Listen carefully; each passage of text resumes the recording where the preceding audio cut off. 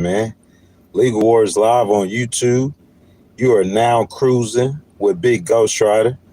This is episode number 22 of Riding with Ghost Rider, Cruising with Ghost Rider. You know what I'm saying? If you guys don't follow content, on July the 15th, I took off from my home in Biloxi, Mississippi. It was absolutely necessary due to a case that I had. You know what I'm saying? To where I had to file a lawsuit. If you guys excuse me real quick. Alrighty. Where I had to file a lawsuit against the city where I came from, where I grew up in, my hometown, you know what I'm saying, due to police harassment. I mean, since then, I filed another federal case in a completely different state. And I got another case I'm about to file right now. So it'll be a total of 3 cases against 3 municipalities in America. I would like to say, man, like, I'm an American, bro. First and foremost, I love my country. I'm a patriot. I'm a veteran of the United States Army. But that being said, I'm doing this live stream right now from my car. And that's because I am fighting for justice. You know what I'm saying? And I think that's what makes me unique. Me being a veteran of the United States Army, you'll find other podcasters that are veterans. You'll find other legacy media hosts that are veterans. You know what I'm saying? I want to appeal in the U.S. Court of Appeals as a paralegal. That's why I started Legal Wars Live. You know what I'm saying? We don't really talk about legal wars or the cases on the podcast. We're talking about J.D. Vance in 2028 presidential elections, by the way. But we don't really talk about that. But that's why I started this podcast. You know what I'm saying? Or you could say live stream. But you might find someone who does live streams or podcasts or legacy media that are, you know what I'm saying? But I also been to prison, man. Like I reformed my life. I changed my life. I became a born again Christian, man. I have a testimony. I might not be the most interesting person, but I do have a testimony, man. Unbelievable story, man. But that being said, we're not going to talk about me all day. We're going to go ahead and jump into some great content, y'all. I'm on my cell phone today, so y'all do bear with me. But I do have prepared content for you guys. As you guys come into the live stream, I ask that y'all like the video, subscribe to the channel. Make sure y'all hit that notification bell. For our salute again, I want to salute again to all my veterans in the live stream. Do we have any veterans in the stream? If we don't, if you have family members that are veterans, I want to salute all the veterans. I'm a veteran, man, of the United States military. And I think that means so much because these are the people who fight and sacrifice so we can stay free and live the life that we live. Once again, I ask that y'all like the video. I see someone like the video. Y'all, it's free to spread some love. But we'll go ahead and jump into the content. So, Vice President J.D. Vance is amplifying his message for next year's midterm elections when Republicans will be defending their congressional majorities. So, guys, my source for this story is Fox News, and it was published on December the 23rd. Now, guys, if you guys know, I cover politics. So next week we have a show called Jasmine for Texas, where I cover Jasmine Crockett's run for Senate, you know what I'm saying, in the state of Texas as a Democrat. So this morning we talking about J.D. Vance, though. So all my Democrats in the stream, y'all just put your hats on for just a moment, and let's talk about Vice President Vance and his run for Senate. Y'all excuse me, I got something on my shirt. Got a little jelly on my shirt, man. You know what I'm saying? That's real and authentic. I was in here eating chicken biscuits. I apologize about that.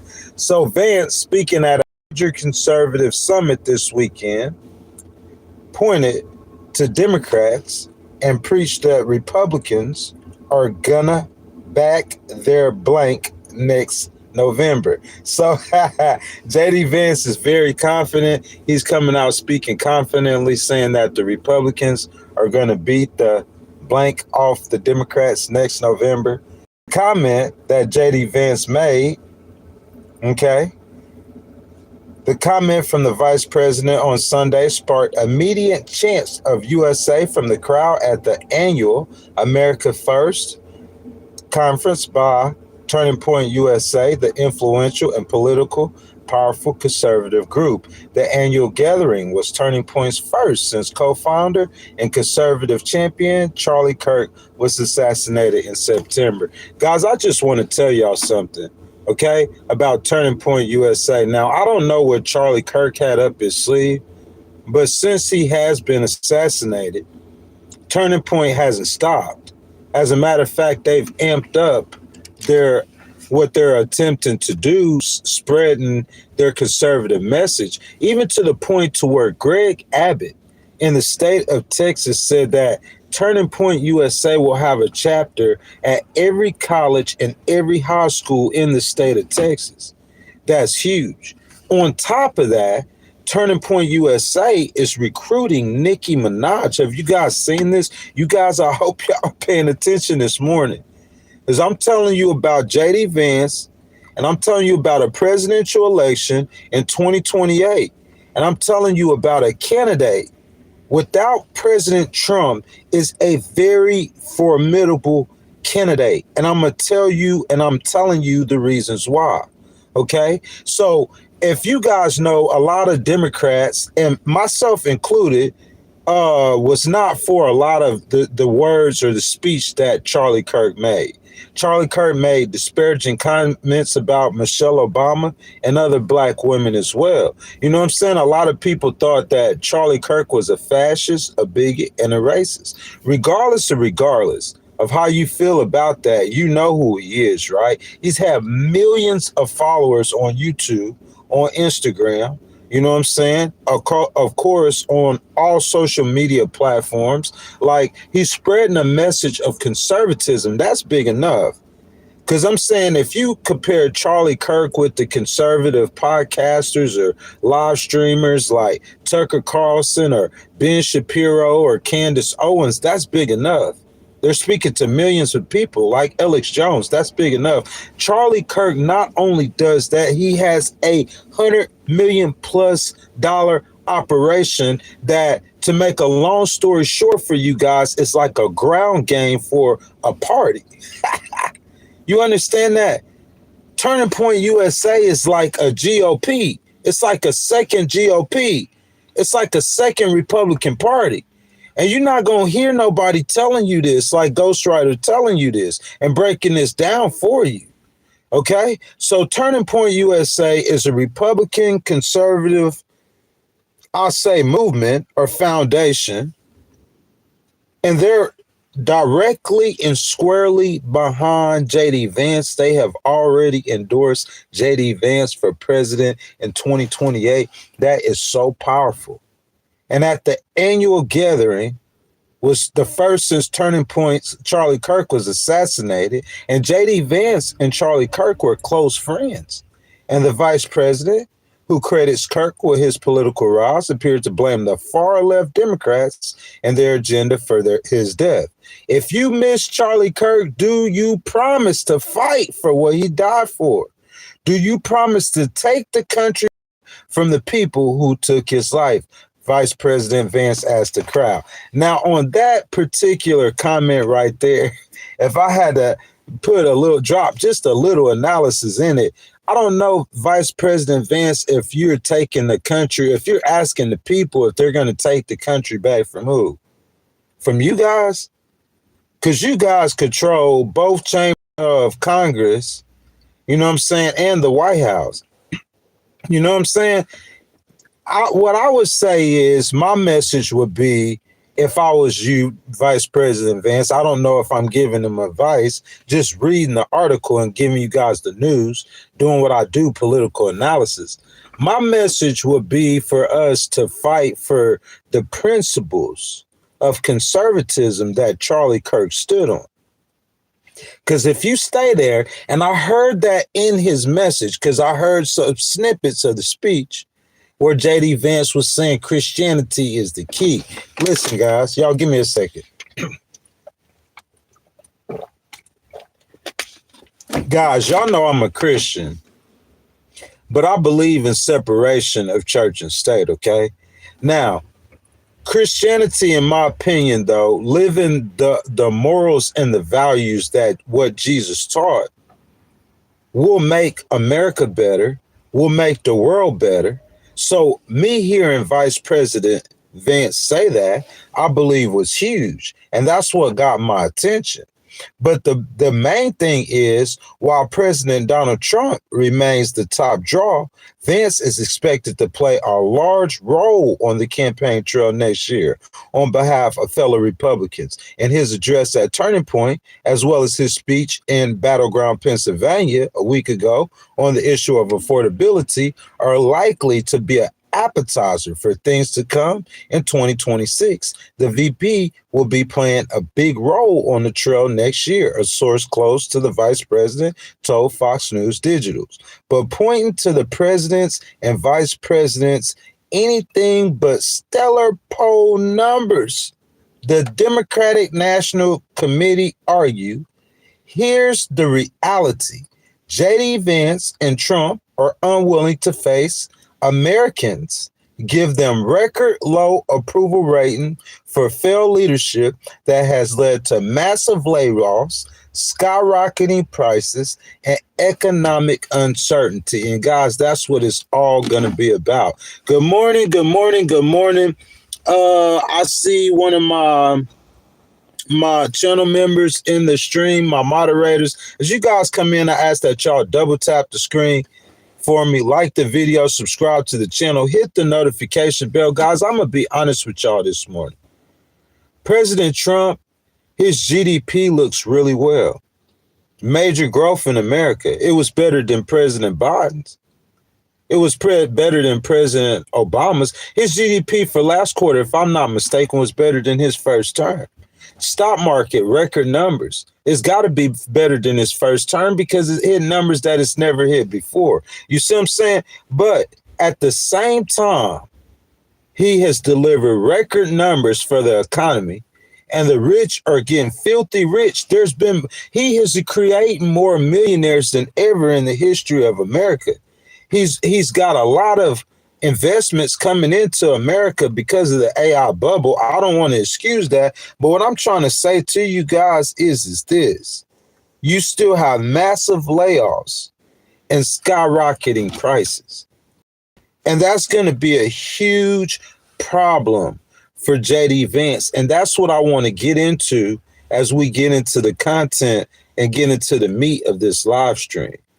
Because JD Vance at some point in time is going to have to separate himself from President Trump and President Trump's economy. And that's just what I believe. I don't believe there will be a 2026 where, listen, like I said, the numbers President Trump has that are good, he has good numbers. I'll give him that. But when it comes to what people are feeling and their perception of the average person, whether or not they have more money in their pockets, whether or not they're getting ahead in life, when it comes to these type of voters and these type of people, the same voters that held President Biden accountable or is going to hold President Trump accountable. So JD Vance is going to have to come to a situation or a position or a decision to where he wants to have to distance himself from President Trump.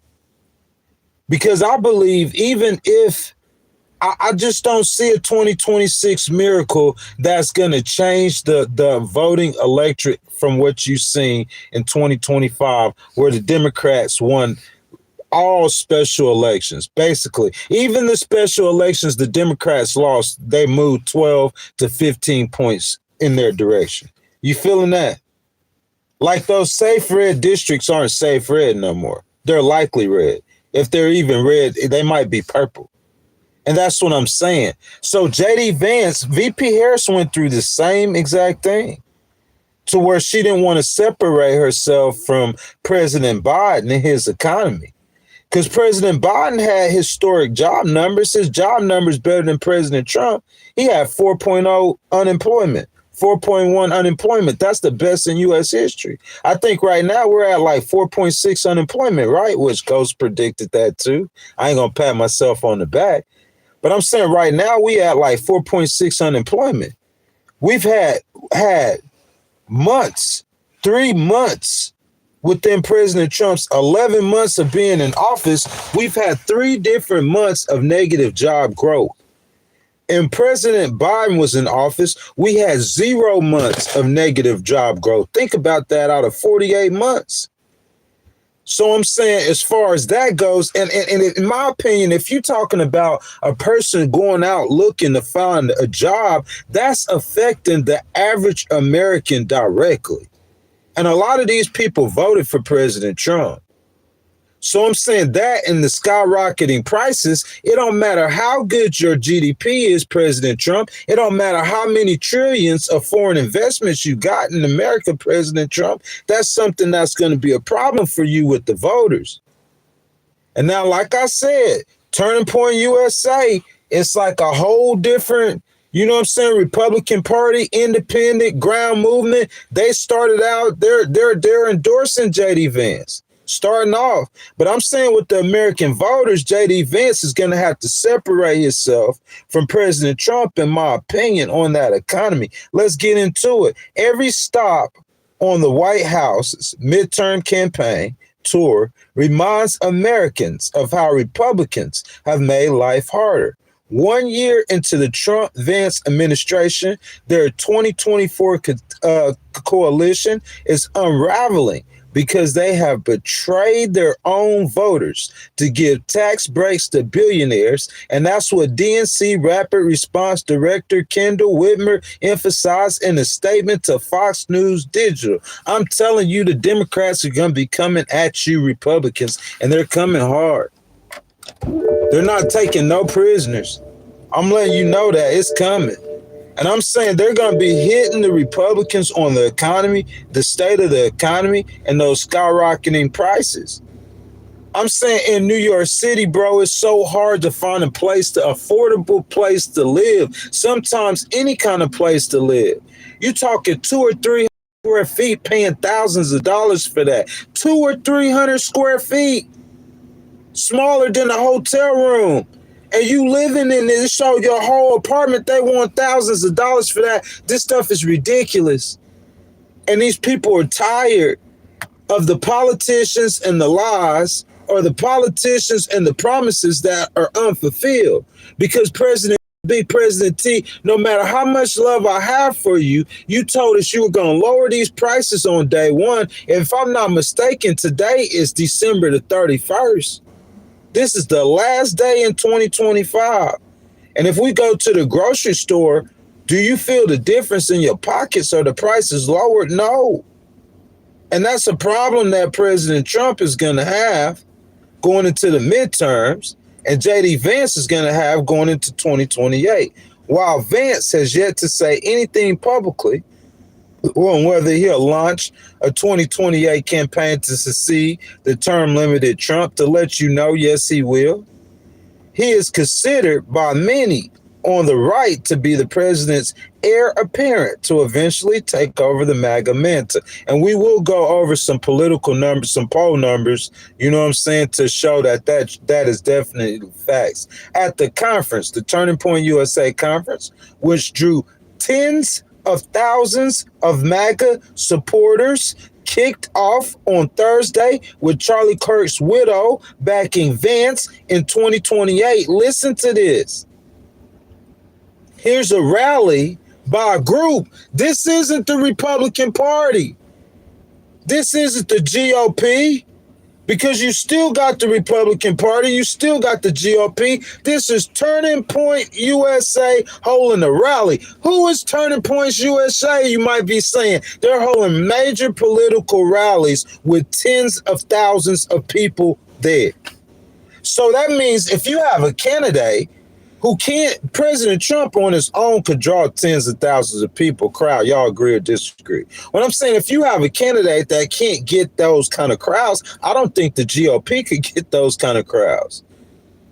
The RNC, they can at a you know what I'm saying, a nomination, but just regular rally, tens of thousands of people.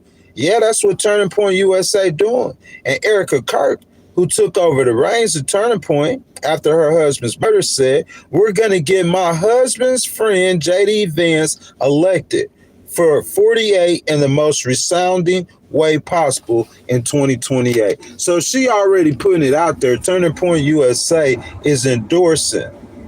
They are endorsing J.D. Vance for president in 2028. 48 refers to the number of the next president. The backing of the vice president by Kirk and Turning Point, which is particularly influential among younger conservatives, and that is important for Democrats, younger conservatives, and whose political arm has built up a powerful grassroots outreach operation. Y'all might not be paying attention to Ghost, but what I'm telling y'all is very important. Turning Point USA and their backing of J.D. Vance is making him a formidable candidate in 2028 in a way that he shouldn't and wouldn't be a formidable candidate, especially with President Trump's economy, by gosh sakes. But I'm trying to put y'all on game now.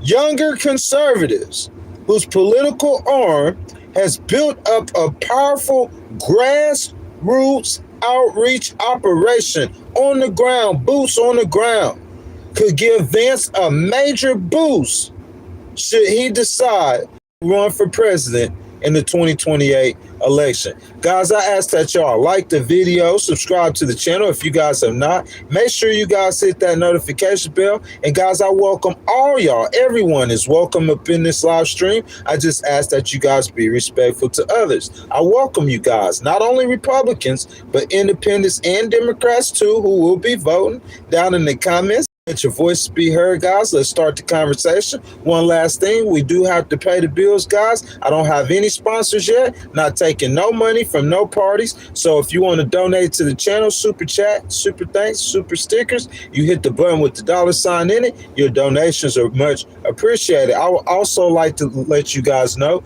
that channel memberships start at $2.99. So if you want to support a Truth Network independent ghostwriter analysis, go ahead, hit the button with the $ in it, and your love is much appreciated. I want to say Happy New Year's to you and your family. All my military people, thank you guys for y'all services. I want to give you guys some quick analysis real quick, okay? Guys, I wanted to say the monologue or the introduction for right now because I think it's important to say it here after that news story so you guys can get a better understanding of my argument. Turning Point USA is $100 million+ conservative machine. Guys, I'm not hating on the DNC, but the DNC borrowed money not too long ago. That's not nothing new. The RNC does that too, or might have done that too. But what I'm saying is Turning Point USA isn't borrowing money. This is an independent $100 million+ machine, conservative machine. And you heard Erica Kirk say they are already endorsing the vice president. So he already has the backing of the biggest independent conservative machine in America. On top of that, if you guys don't know, that one of the big reasons JD is VP, not only because of Charlie Kirk, because of Elon, okay? He is the GOP and the Libertarians and the new establishment darling. I mean, JD Vance is their pick. He is their nominee. And with JD being barely 40 years old, if he's even 40 years old, it's quite easy to see that he is the GOP's darling. Now, y'all pay attention for just a second, okay? Because I'm getting deeper and deeper into what I'm saying. Because if you're not paying attention, J.D. Vance will mess around and be your next president. Basically, What I'm trying to say is JD is like their Tyler Shaw or Tyler Shuck. Do you guys know who that is? Okay. So Tyler Shuck is a 26-year-old rookie quarterback for the Saints. I mean, the Saints couldn't buy a win. They might have won one game. And here comes Shuck. And now you can't beat them. Okay. And I want you to think about that. I think JD is the GOP's Tyler Shuck. The success of the Republican Party will start and finish with JD. I think in 2026, if you see President Trump's economy failing with the people, which is doing right now, okay? I don't care how good President Trump, your economy is doing with bringing in foreign investments. How is that helping the people? You see what I'm saying? The stock market might be doing good to a certain extent, to a real certain extent, and that is helping the people. S&P 500, the 401ks, to a certain extent, that is helping the people. But I'm saying to a certain extent and a larger extent, it's not. So what I'm saying is if you look in 2026 and you see President Trump's economy failing with the people, if you see affordability still out of control and people mostly upset the way he is currently running the country in his first 2 years, I believe JD will move far away from MAGA and American First movement. I think he will. And I think that will be wise. You say, Ghost, is he going to be selling out? No. Because you know what? I know you ain't going to hear nobody tell you this morning. I think President Trump, at not just certain times, a lot of times, major times, right now, is moving away from the America First and the MAGA movement himself. You don't believe that? What happened to Marjorie Taylor Greene then? Why they bumping heads? Because if you listen to what Marjorie Taylor Greene's saying, Marjorie Taylor Greene's saying the same thing that President Trump was saying before the election. But at this point right now, and I do want to say President Trump is considering bombing Iran again. Is that America First? Is that what he campaigned on? To continually have to bomb Iran? And to Venezuela, foreign wars, giving money to Argentina? I'm saying, is that what Elon Musk and them for?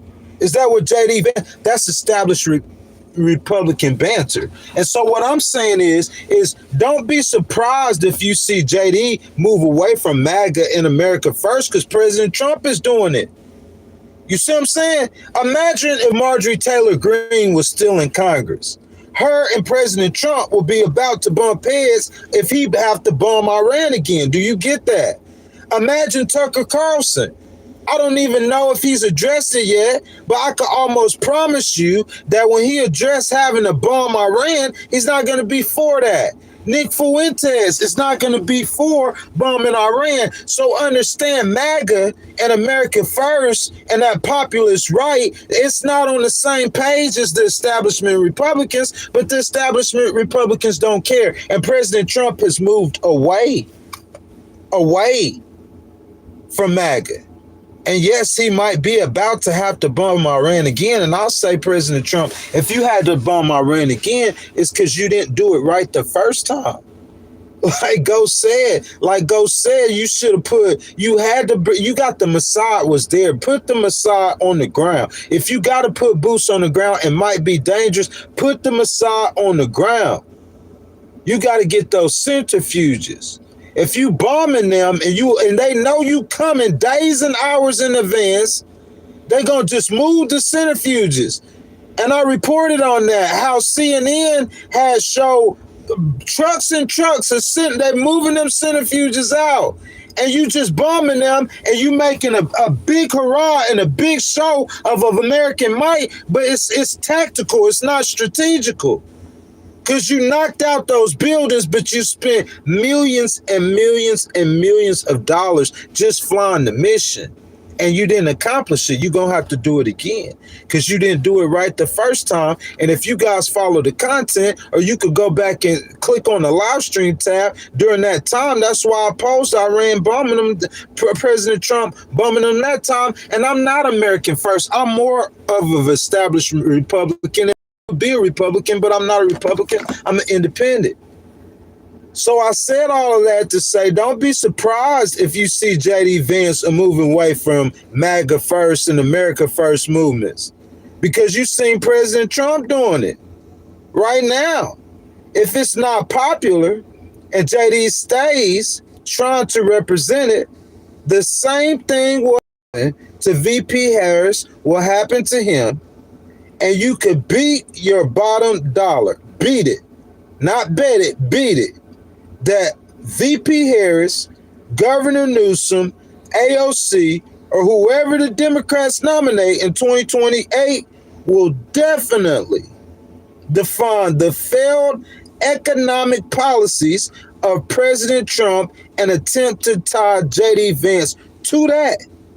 And J.D. has to be aware of this. VP Harris was trying to stay loyal to Joe Biden, and I addressed that, and wouldn't speak against the economic shortcomings that cost her and that will cost JD if the people aren't feeling the good economy, which I do not see this economy turning around too much. I really don't. And that's not a knock on President Trump. Like I said, the GDP, he might hit historic GDP numbers. He might hit 6% growth. Don't be surprised if that happens. And if it do happen, Ghost will tell you, I'm not just talking. I really believe that that is possible, that we will see 6% growth under President Trump, GDP. That might be a lot of AI, which a lot of it is. The stock market, a lot of AI, a lot of it is. But he still worked the system. He still capitalized. He's still getting the money for America. You know what I'm saying? So that's still good. But that being said, the people on the ground, that inflation, when that inflation went up or ticked up in 2022, it never come back. The price is never going back down to where they were. But President Trump, he owned that he'll bring them down. So that's how he's going to have to pay for it. That's how he'll pay for it in the election. And I'm saying, J.D. Vance, they going to try to attach you to that. J.D. Vance ain't never said he'll bring down one price on day one. How many of us heard J.D. Vance say he was going to bring? J.D. Vance said he was going to. I don't know if I ever heard J.D. Vance said that they were going to bring the prices down. I'm sure he did because that was his talking points. But I'm saying the American people, if I'm a political strategist for him, the American people's not looking at him like they're looking at President Trump. But what a Democratic strategist would and should do is attempt to tie J.D. Vance to President Trump's comments and the economy and those prices not being lower. They gonna put that on J.D. and the people might vote that way. So for J.D., it is of utmost importance, if he wants to have a chance with the swing voters and the independents, and to try to hold or expand the coalition of the Republican Party, to pay attention to the way that people are viewing the economy, to listen to the Nick Fuentes's and the other race baiters and fascists who keep the Republicans from expanding their party. It's important that JD takes the reins on these problems earlier. Because if the Democrats take control in 2026, President Trump's White House will be in turmoil. That's my prediction. His agenda will be halted. That's my prediction. And 25% of his cabinet will likely be under some sort of criminal investigation. Who else is telling you that? That's my predictions. I believe if the Democrats take control in 2026, it's going to be out there. This is just some of the things that happened last time. You better go back and read your history, because in politics and everywhere else in life, history repeats itself, to where even if President Trump wasn't running for re-election, I think Ron DeSantis would have beat out Mike Pence for the Republican nomination. Understand what I'm saying? I'm saying that President Trump didn't say he wanted to run for 47, right? And so he wasn't a candidate in the party. I don't think Mike Pence would have advanced MAGA or the movement. I think Ron DeSantis would have. I think he would have easily beat Mike Pence. But what I'm saying this time, though, what makes the difference is the people are going to tie VP to president's performance. JD has to be aware of that, okay? And although JD will be able to gloat on a 4 to 5% GDP growth, more than likely, which is almost unheard of, and the stock market hitting record numbers, as well as President Trump bringing in trillions in new investments, all or most of all of this could be attributed to AI. I'm not hating on President Trump. Y'all have the argument. I'm just reporting and analyzing, okay? Now, if the job market, if rent and groceries and healthcare, by Pete's sake, healthcare, I gotta stop, man, because healthcare is so problem. That's almost a problem that the Republicans created themselves. Do y'all agree with that, or y'all agree or disagree with me? So look, the big beautiful bill, you know what I'm saying? Maybe the Republicans are right. You know what I'm saying? Maybe Obamacare was too expensive. Maybe the subsidies was the Obamacare subsidies was just meant for COVID, yada, yada, yada, yada, yada, whatever. The way the Democrats took that situation on, the way they stood all 10 fighting for the rights of the people, saying that people's health care was finna become unaffordable, and millions of Americans are about to look, the Republicans, they're gonna own this, man. This is under their watch. And I'm saying, like, we going into 2026, and where's that Republican health care plan? Concepts of a plan, where's it at? It been worked on? President Trump had a plan. He was going to introduce it, and then it fizzled.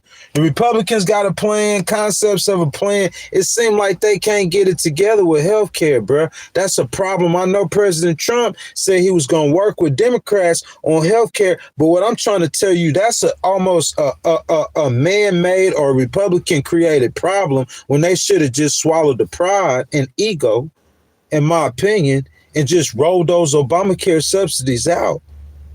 I'm saying, yeah, the rich people, yeah, Elon class, yeah, JD Vance tech bro class, yeah, that culture of young investors in America, Bitcoin, that culture, yeah, there's millions of them that's doing well, that has strengthened JD's run for presidency. But I'm saying the majority of Americans like me and like you, like people who do not have money in the stock market, like people who don't care nothing about Bitcoin, like people who are just trying to survive everyday life, the majority of these Americans, will they be voting for JD Vance? Will they be voting for President Trump or a Republican? That's the question. Guys, if y'all have not liked the video, I ask that y'all like the video for me, subscribe to the channel. Make sure y'all hit the notification bell, guys. JD will watch the Republicans get demolished in this year's midterm election. I really believe that, man. My prediction is he will spend all of 2027 trying to separate himself from President Trump. This is the only way he can have a chance in the 2028 presidential elections. Because, guys, let's look at the polling of the 2028 presidential election on the Republican side. You say, Ghost, man, you crazy. No, I'm not crazy. Let's look at what the people in the Republican Party, the voters, think of JD Vance. So my source is 270 to win.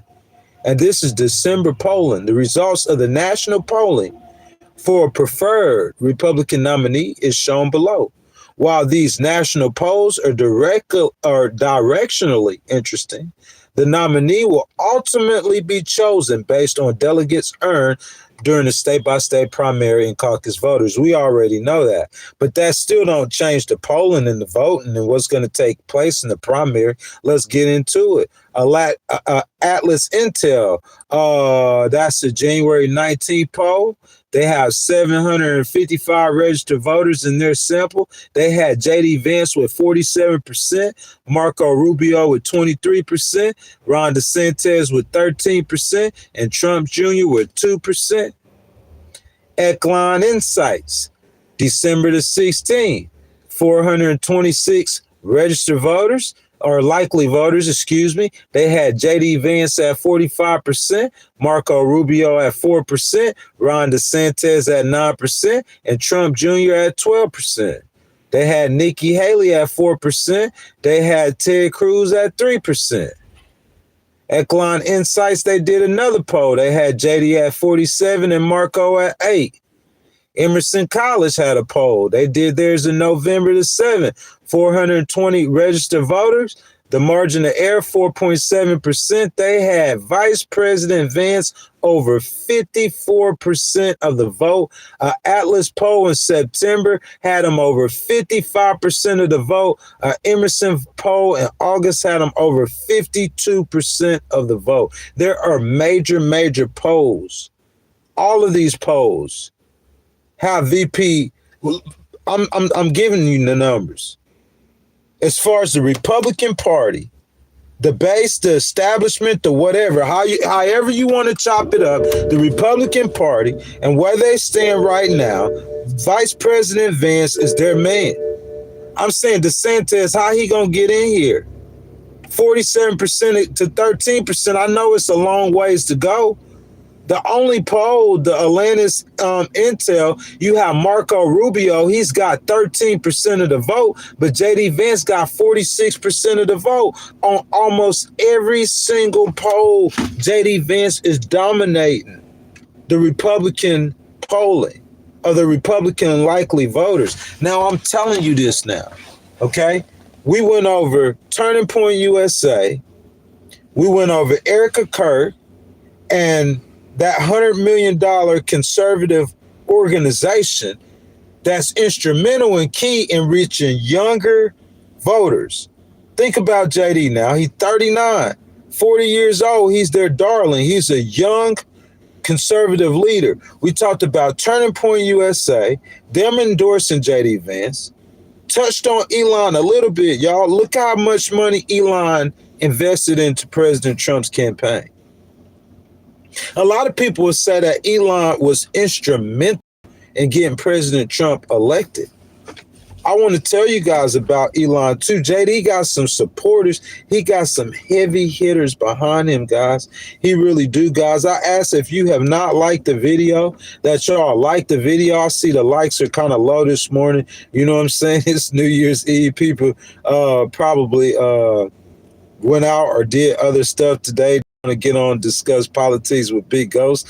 But for those of you guys who are in here this morning, you know what I'm saying, I ask that y'all double tap the screen for me, like the video, subscribe to the channel. Make sure y'all hit that notification bell. Also, guys, if you guys want to donate to the channel, you want to start a conversation, have your comment read, anything of the sort, man, want to give a gift, just hit the button with the $ in it. Your donations are much appreciated. So, guys, we've seen the numbers. JD Vance is doing really well in the polls, way better, heads and shoulders better than anyone else.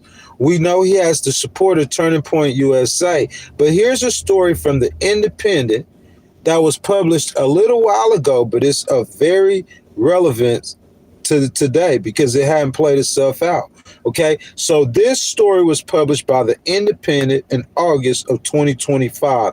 Elon Musk is already giving up on plans to launch his own political party. Now, guys, if y'all don't know, your boy Big Ghost Rider, you know what I'm saying, kind of fond of your boy Elon. Not kind of fond of your boy Elon. You know what I'm saying? So I had reported how Elon said he was going to start the American Party when he got into it with President Trump over that big, beautiful bill. But now Elon said he's giving up plans to start the American Party. He said, I ain't worried about doing that. Why is that? He said because he don't want to challenge the Republicans, he want to challenge the Democrats. And instead he is considering backing Vice President J.D. Vance in 2028, according to a report. Can you see this, man? I'm talking about J.D. got a powerhouse building behind him, man. You got Turning Point USA. They out there registering young voters, out hustling Democrats in a lot of areas. They got a lot of boots on the ground, grassroots organization. And now you got the same man who gave $250 billion to President Trump, who a lot of people say is instrumental to President Trump becoming president. Now you got this same man, Elon, said, hey, scratch it. I'm not going to go start a political party. I'm going to put my backing behind J.D. Vance. You see what I'm saying? You see what we building? And if you say, hey, we going to get J.D. Vance out the way with the people, I gave you the polling. There's only one poll out of 7 or 8 polls, a consensus of polls of thousands of Republican voters across America that even gave your boy Marco a chance. He got like half of what JD got in the votes. JD head and shoulders. If there was a nomination tomorrow for the Republican president, the Republican next nominee to take over after President Trump, JD is head and shoulders by far the only with the voters. So he got the voters. He got a grassroots organization behind him. It don't even have to be the GOP. And he got the richest man in the world who gave $250 million to President Trump. After the billionaire was ousted from the Trump administration at the end of May, and a subsequent online feud blew up with Vice President Donald Trump, Musk threatened to launch the new American Party. I did a live stream about that, okay? Now, the plans have been shelved, and the tech mogul has backed off because of his relationship with Vance, who is considered the front runner for the Republican Party in 2028, the Wall Street Journal reports. In late July, Musk associates canceled a call with a group that specializes in organizing third-party campaigns because the Tesla CEO wanted to focus on running his business, according to the journal. Musk is now considering backing Vance financially if he runs for president in 2028. Through his allies told the newspaper that he could change his mind as the midterm elections approach. What you guys think? You think Elon will change his mind? I don't think so. And I'm going to tell you why in a second, okay? It is unclear how recently the pair have been in touch. During an August 11th interview, Vance joked that he wasn't sure if Musk would even take his cause. A third party will only pull votes away from the two main political parties in next year's elections, though how much from each side remains unknown. Vance said he hoped Musk would come back into the fold and rejoin the MAGA movement by next year. He's obviously got a complicated relationship right now with the Trump White House, Vance told right-wing publication The Getaway Pundit in a recent interview. My argument to Elon is like, you're not going to be on the left, right? Even if you wanted to be, and he doesn't. He said they're not going to have you back. That ship is sailed. And so I really think it was a mistake for him to try to break away from the president. Vance added, so my hope is that by the time of the midterm, he's kind of coming back to the fold. The Independent has contacted Musk representatives for comments. The billionaire who bankrolled a large portion of Trump's 2024 presidential campaign through his America PAC announced in July that he is launching the American Party in response to the president's sweeping tax and spending legislation, the Big Beautiful Bill. By a factor of 2 to 1, if you want a new political party, you shall have it. Musk wrote at the time, when it comes to bankrupting our country with waste and graft, we live in a one-party system, not a democracy. The bill was at the center of Musk's fallout with Trump, which escalated after the SpaceX CEO said that the president was in the Epstein files. I know a lot of you guys remember that. He later deleted the post on X and admitted he had taken things a little too far. So, guys, before I get into the final analysis and open up the floor for just regular discussion, I just want to let y'all know, man, Elon, we know our boy Elon, guys. He was going to start the American Party. He said he don't want to do that. JD Vance has open arms for Elon right now. And that's for right now. But I'm saying we're looking at a 2026. Can you guys imagine a 2026 in which the Republicans get destroyed in the midterm elections? How much do you think JD Vance is going to stick or stand or really want anything to do with MAGA or President Trump? If he's got a political future and he wants to run for president himself, does that make sense? He's going to completely separate from President Trump. And one of the first places he's going to run to is your boy, Big Elon. Why wouldn't he? I'm saying Marjorie Taylor Greene, why wouldn't he? It's like JD Vance can create a new MAGA or a new America First. That, guys, if you're a Democrat, to me, it could be quite frightening. Because I don't think the JD Vance America First or JD Vance MAGA, him being the leader of it, I don't think he necessarily has the baggage that President Trump has. He don't necessarily has all the negativity that President Trump has, and he becomes more of a typical or Republican, even though he would try to frame himself, I guess, like he was in the establishment, but that's basically what he would become. So I'm saying, though, man, you looking at the American PAC, you looking at Elon Musk, you looking at how much money he put behind President Trump, and then you looking at Charlie Kirk's Turning Point USA organization, and you looking at the early polling that JD Vance has, and I'm saying JD Vance is the future of the GOP. That's 51 minutes and 51 seconds. And I think I came, I saw, and I conquered.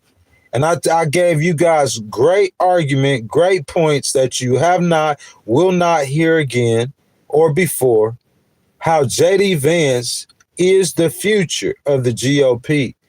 That's not up for discussion. He is the future. He is the chosen one. They chose and recruited JD Vance to lead the GOP into the future. So I'm saying the JD or the future of the GOP won't be a future, in my opinion, like you see now with the supreme leader. I would say you would call President Trump a supreme leader. You're not going to get that with JD. I think a lot of special interests will have their voices heard during the JD administration. You know what I'm saying? But I don't know. Guys, I'm going to give my final analysis, and then I'll jump down in the comments with you guys. Y'all know how we do. It's kind of a little slower this morning in here, but that's okay. We like slow too.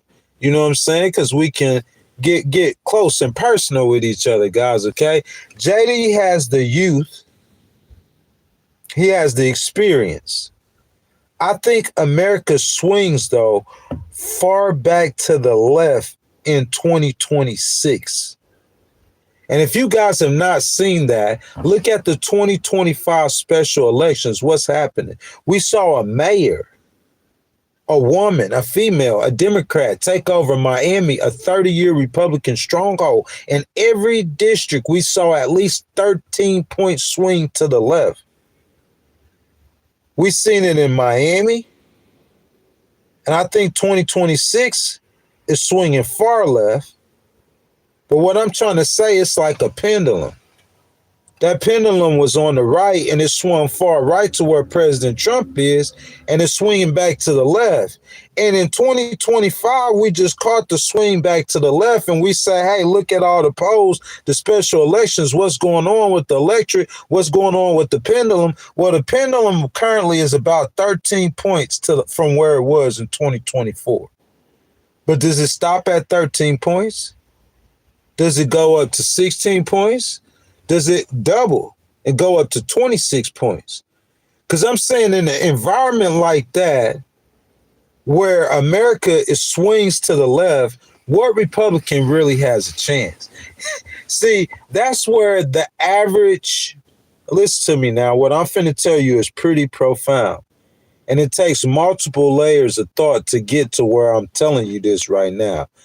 If I was just analyzing as an average political strategist, okay, I was looking at the special elections in 2025, and I was looking how the pendulum was swinging to the left. If I go back in history, it's real easy to do. You could do this too. You could go back in history and you could see how much it swung to the left. You could look at the politics in history. You could about predict it. But what I'm saying is, I don't think I have to do that. What I'm saying is, I think that the pendulum continues to swing to the left. How far, I don't think it's relevant.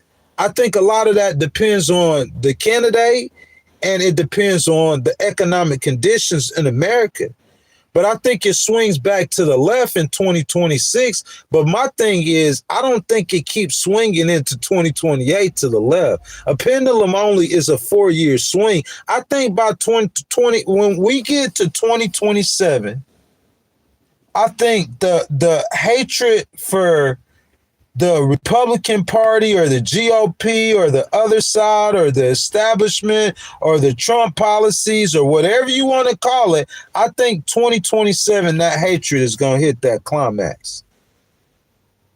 You know what I'm saying? So by golly, thank goodness for the Democrats, 2026 is before 2027. So they're going to reap a lot of, I think the Democrats will take the House. I really do. I don't know about the Senate, but I think they will take the House though. That's that pendulum swinging back to the left. But what I'm saying is, if that pendulum keeps swinging past 2027 into 2028, then Gavin Newsom is going to be your next president. If that pendulum keeps swinging to the left, then Kamala Harris is going to be your next. If that pendulum keeps swinging to the left in 2028, then AOC will be your next president.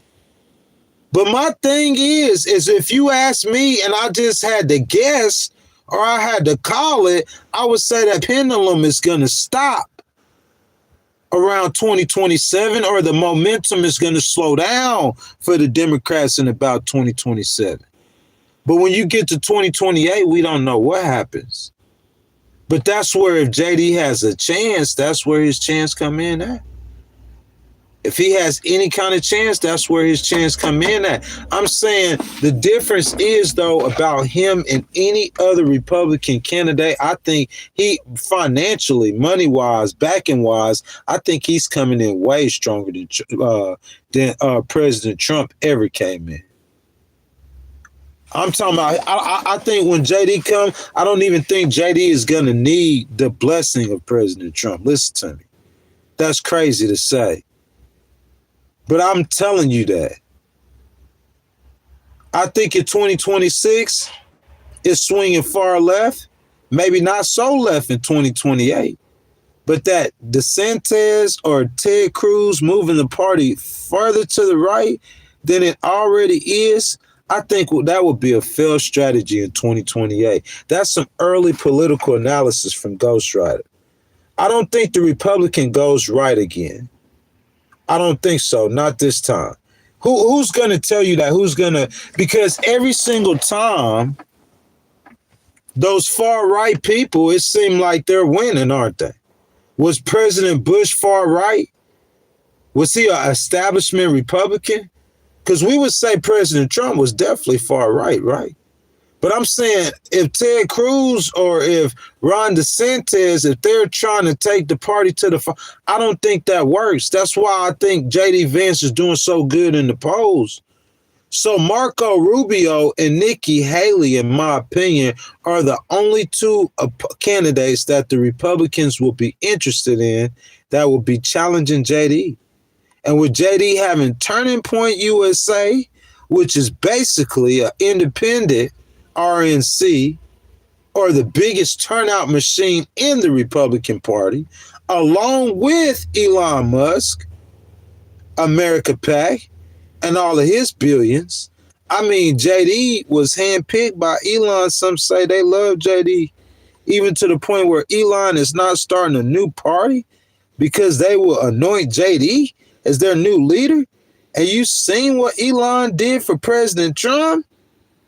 If JD appropriately separates himself from President Trump's economic policy woes and can keep the Nick Fuenteses out of the Republican mainstream. And I said that, and it wasn't just Nick Fuentes. It wasn't just JD Vance. I seen Vivek. He went after Nick Fuentes. Call him by name, man. Y'all got to get that stuff out of y'all party, man. Real talk. You will never expand your party or get that coalition bigger than what it is, because when people come over there, they got this dude talking about he loved Adolf Hitler. What? He loved Adolf Hitler and black people. Nick Fuentes said, when you go on the subway, if you see a black man, go sit the other way.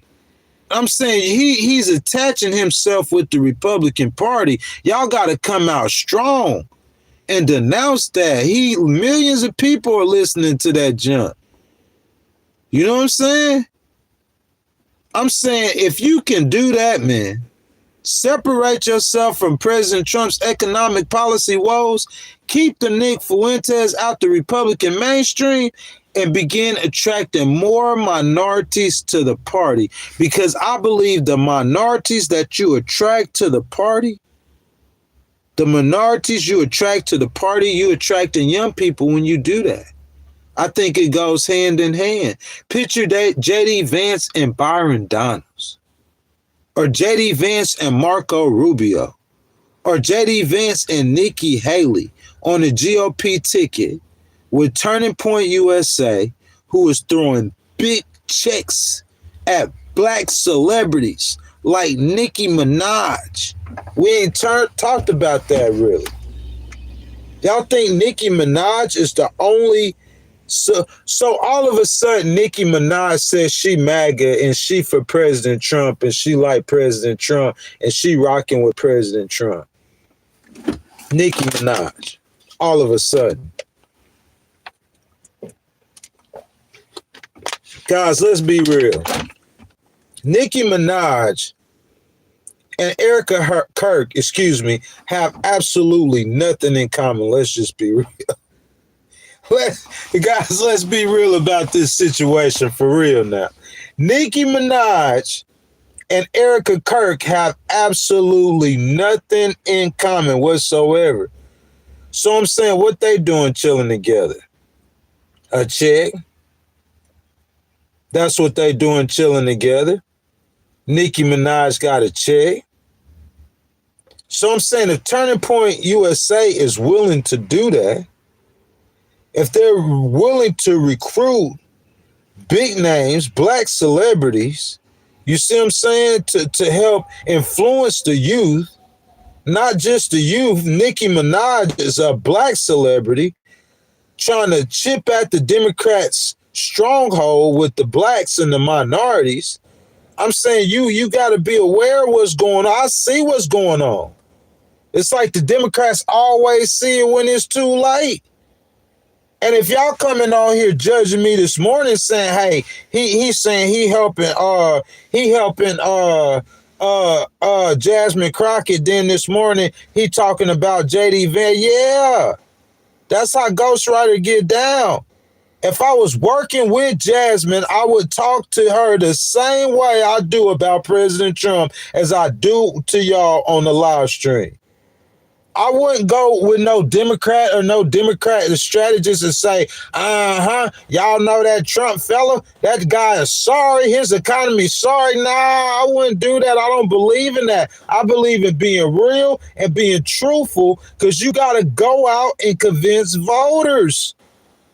It's like people always, I'm not finna go lie to no voters. I'm going to go tell them the truth. Because I feel like if you lie to them, eventually they going to find out the truth anyway. Might as well start with the truth. And that's how I deal with the voters. I'm going to start with the truth. I'm going to tell them the truth, man. And that's how I'm going to reach them. And if I was in any of y'all's campaign headquarters strategy, whether it was Jasmine or whether it was JD Vance, I would say that I would talk the same exact way. The same way. The way I talk about President Trump's economy, I talk about it the same way. It don't matter who I was in front of. Because that's the truth. You know what I'm saying? So, yeah, man, I felt like I came, I saw, I conquered, I delivered the truth. I believe that JD Vance is different than any other Republican candidate. That's what I believe. I believe that they picked JD Vance. I think he's their anointed one. And I think they're going to keep recruiting black celebrities like Nicki Minaj. And I think this time Elon probably going to donate $300 million to getting JD elected. You guys starting to see the picture? If JD play his cards right, he could be hard to beat in 2028, and he is the future of the GOP. And that's what Big Ghostwriter got to say about that, baby. You feel me? Because I don't see how I said anything wrong or how I was wrong about anything at all. Y'all feeling that? If you guys have not liked the video, go ahead and like the video for me. Double tap the screen. Subscribe to the channel if you're not already. Make sure you guys hit that notification bell. I'm going to try to get down in here, get a couple of y'all comments. My boy Joseph says, I'm not a Republican or a Democrat. I'm saying this in very blunt terms. If you have done actual military service as a DD-214 wartime veteran. So salute to all of our veterans, y'all. Most definitely. Salute all of our veterans in the stream. I want to say Happy New Year's to everyone too, guys. Make sure y'all stay safe this New Year's Eve when y'all celebrate New Year's.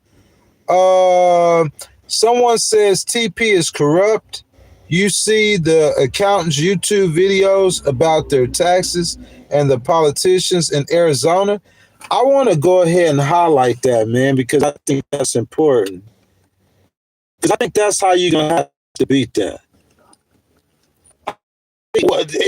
I'm just saying, y'all, Ghostwriter is he's a political strategist, and I foresee things. And you got to foresee things if you strategize. I'm writing a lawsuit right now, guys. I have to be able to foresee a certain situation if I'm litigating a case. Does that make sense? It's the same thing in politics. I think how you beat the Republican Party, you have to listen. When we saw Charlie Kirk get assassinated, we just almost thought that was over. As far as the recruiting young people or the doctrination of young people into the Republican Party. But then I heard, I mean, one of the largest states in America, Governor Abbott, say that he going to put a Turning Point USA chapter at not only every college, but every high school in America. And then the next thing I see, they got Nicki Minaj, Erica Kirk sitting down with Nicki Minaj. So whether or not they're corrupt or not, I'm not saying that they're not corrupt. They might be corrupt. They probably are corrupt.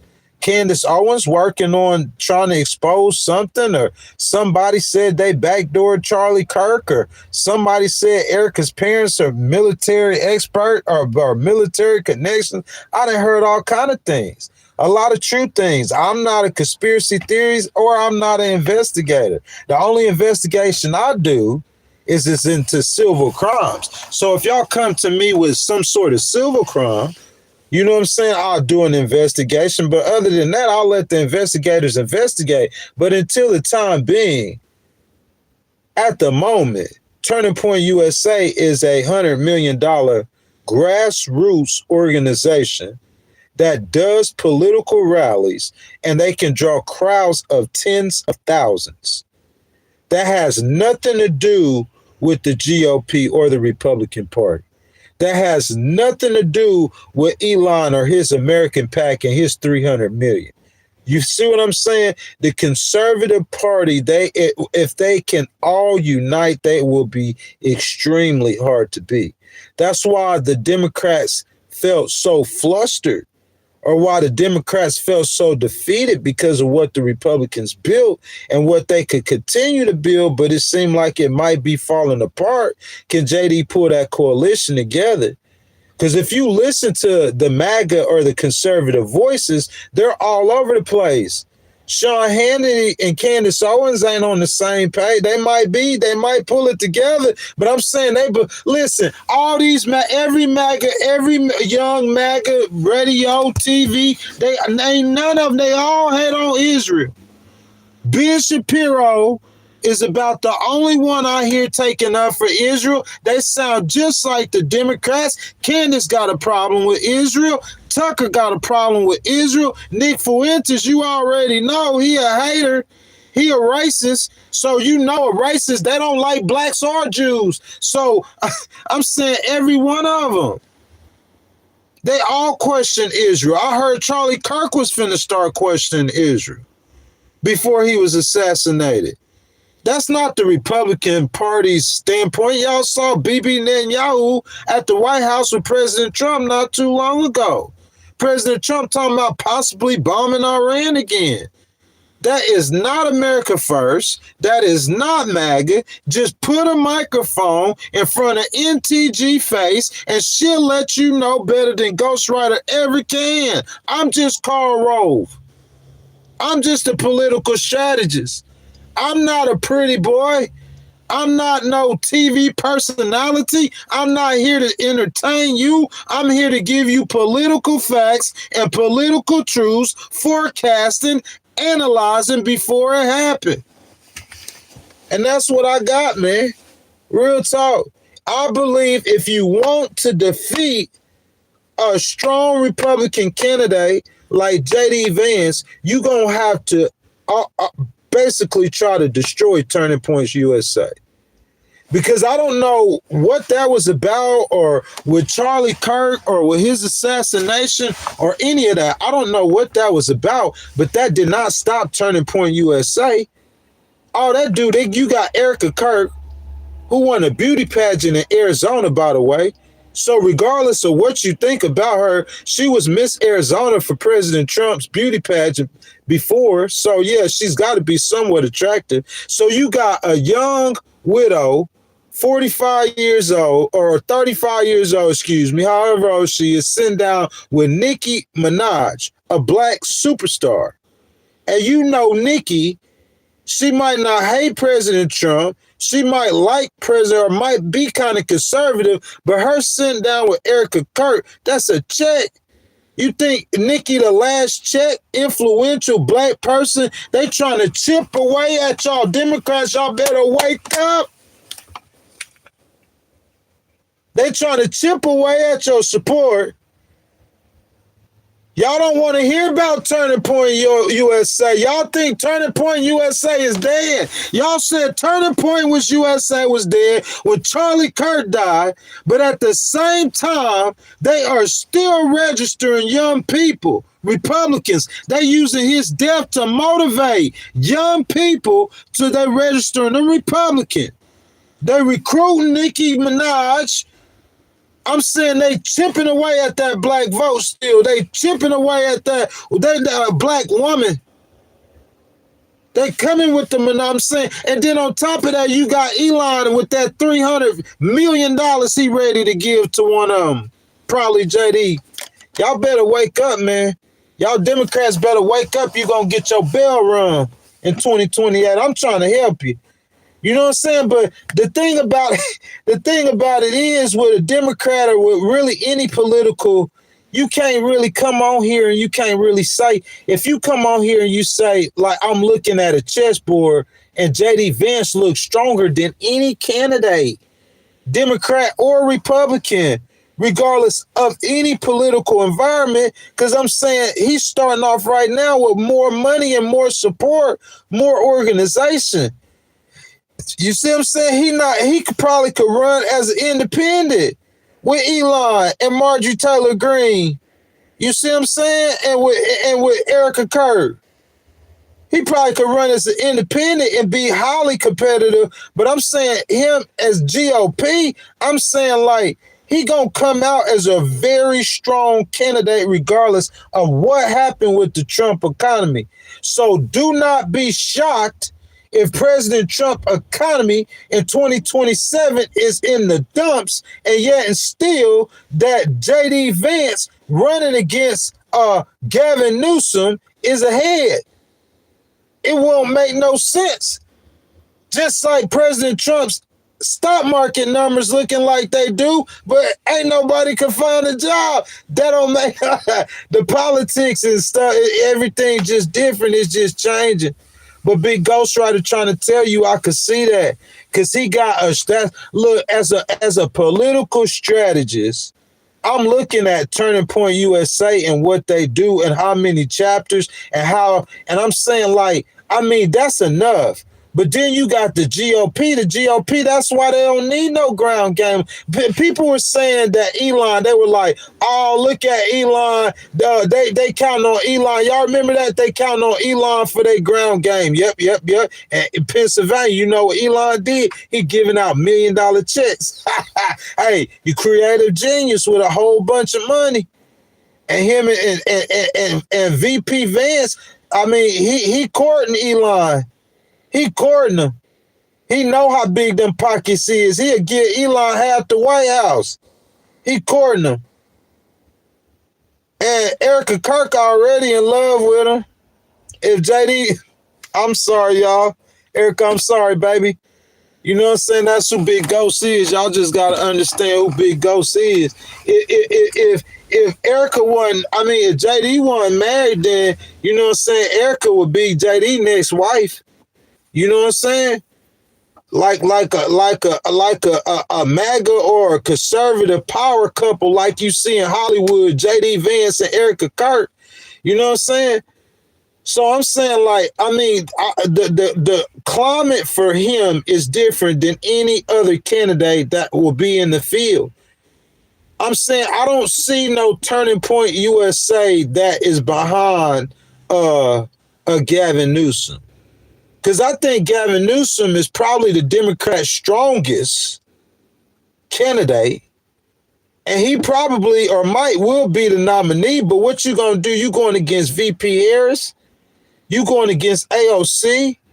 And then, like, we can't sleep on Governor Shapiro or Governor Beshear.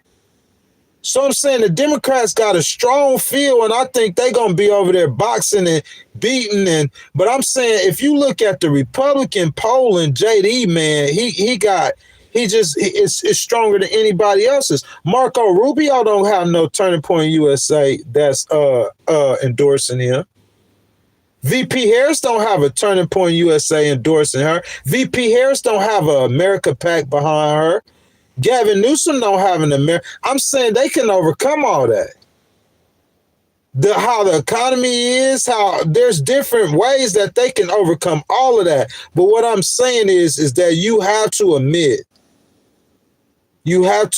that J.D. Vance is coming from a place of strength into 2028.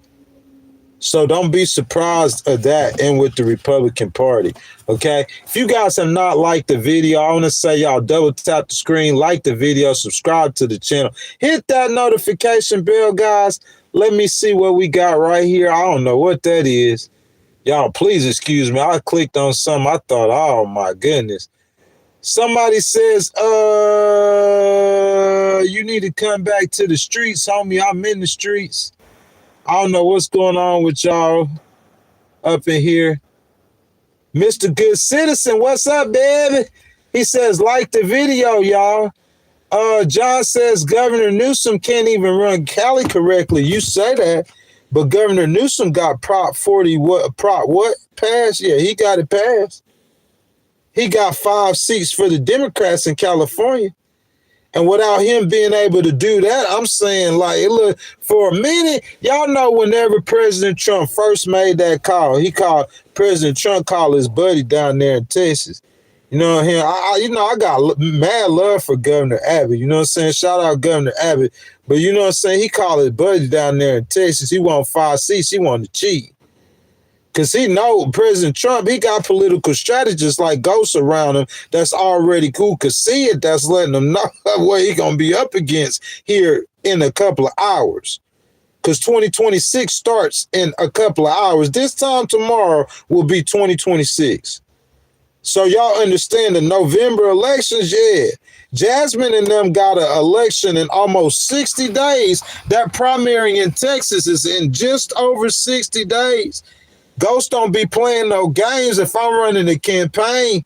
You know what I'm saying? Jasmine for Texas, we finna do some new episodes. We need to get busy. We need to get boots on the ground. We need to start working. We want to get her elected. But yeah, old President Trump called his boy, you know what I'm saying? He called Governor Greg Abbott. He said, hey, Governor Abbott, he said, yeah, man, he said, you got 5 seats down there in Texas. He said, I need 5 seats in Texas, man. Yeah, that's cheating, baby. That's what Ghost called that. I call that cheating. I don't care what you call it, that's cheating. With mad love for Governor Abbott, salute Governor Abbott, that's cheating. I'm saying you can't win the seats. You got to redraw the seats at this time right here. In my opinion, that's straight cheating. He needs some help. And that's because President Trump is intimidated. He really is. That's why he was hugging on Mandami. And Mandami popularity, I'm saying Mandami like one of the most popular, we could look it up, Mandami, y'all look it up. Mandami is like one of the most popular politicians in America. Point blank, period. Speak the Truth says Monica would be MAGA. Look, man, I'm saying like a lot of people turning MAGA. I'm saying that's what Erica Kirk, Turning Point USA. Somebody came to Turning Point USA with a bag. And that's what Candace trying to get to the bottom of. Somebody came to Turning Point USA with a real bag. I'm talking about $100 million organization. And Turning Point USA passing them checks out to black celebrities. Y'all DNC, y'all better wake up. They gonna mollywop y'all. All the look, y'all. Thank y'all for the donation, baby. Y'all keep them coming, hitting the butt with the $sign below. All the Democrats, they gonna see this live stream and they gonna skip it. He's supposed to be Jasmine Crockett, VP Harris. He helping the Republicans. He is helping the Republicans. He can help you too, idiot. Because you can't see what's going on. I see what's going on. I see a man got his neck blown off on national TV. I seen his widow come on TV crying. Right after that, not too long, I see they keep doing rallies with thousands of people. So him getting his neck blown off ain't stopped nothing. And if they doing rallies, they probably still registering young people to be conservative. I see all that. On top of all of that, the accusations and everything, now I see her sent down with Nicki Minaj. Hold on. You said Nicki Minaj? Hold on. You mean like, baby? Brooklyn? New Orleans? Nicki Minaj? Yeah. Erica Kirk sent down with Nicki Minaj. That's what that is. And I'm saying, y'all, look how much of the black vote that President Trump won. So they over there focused on that. I don't know if I got any Democrats in the stream or any staffers or anybody with any kind of voice, but you better, for y'all's sake, hope you do. Y'all better have somebody sitting on Ghostwriter every time he open his mouth, because he gonna have some profound that'll help somebody come out his mouth.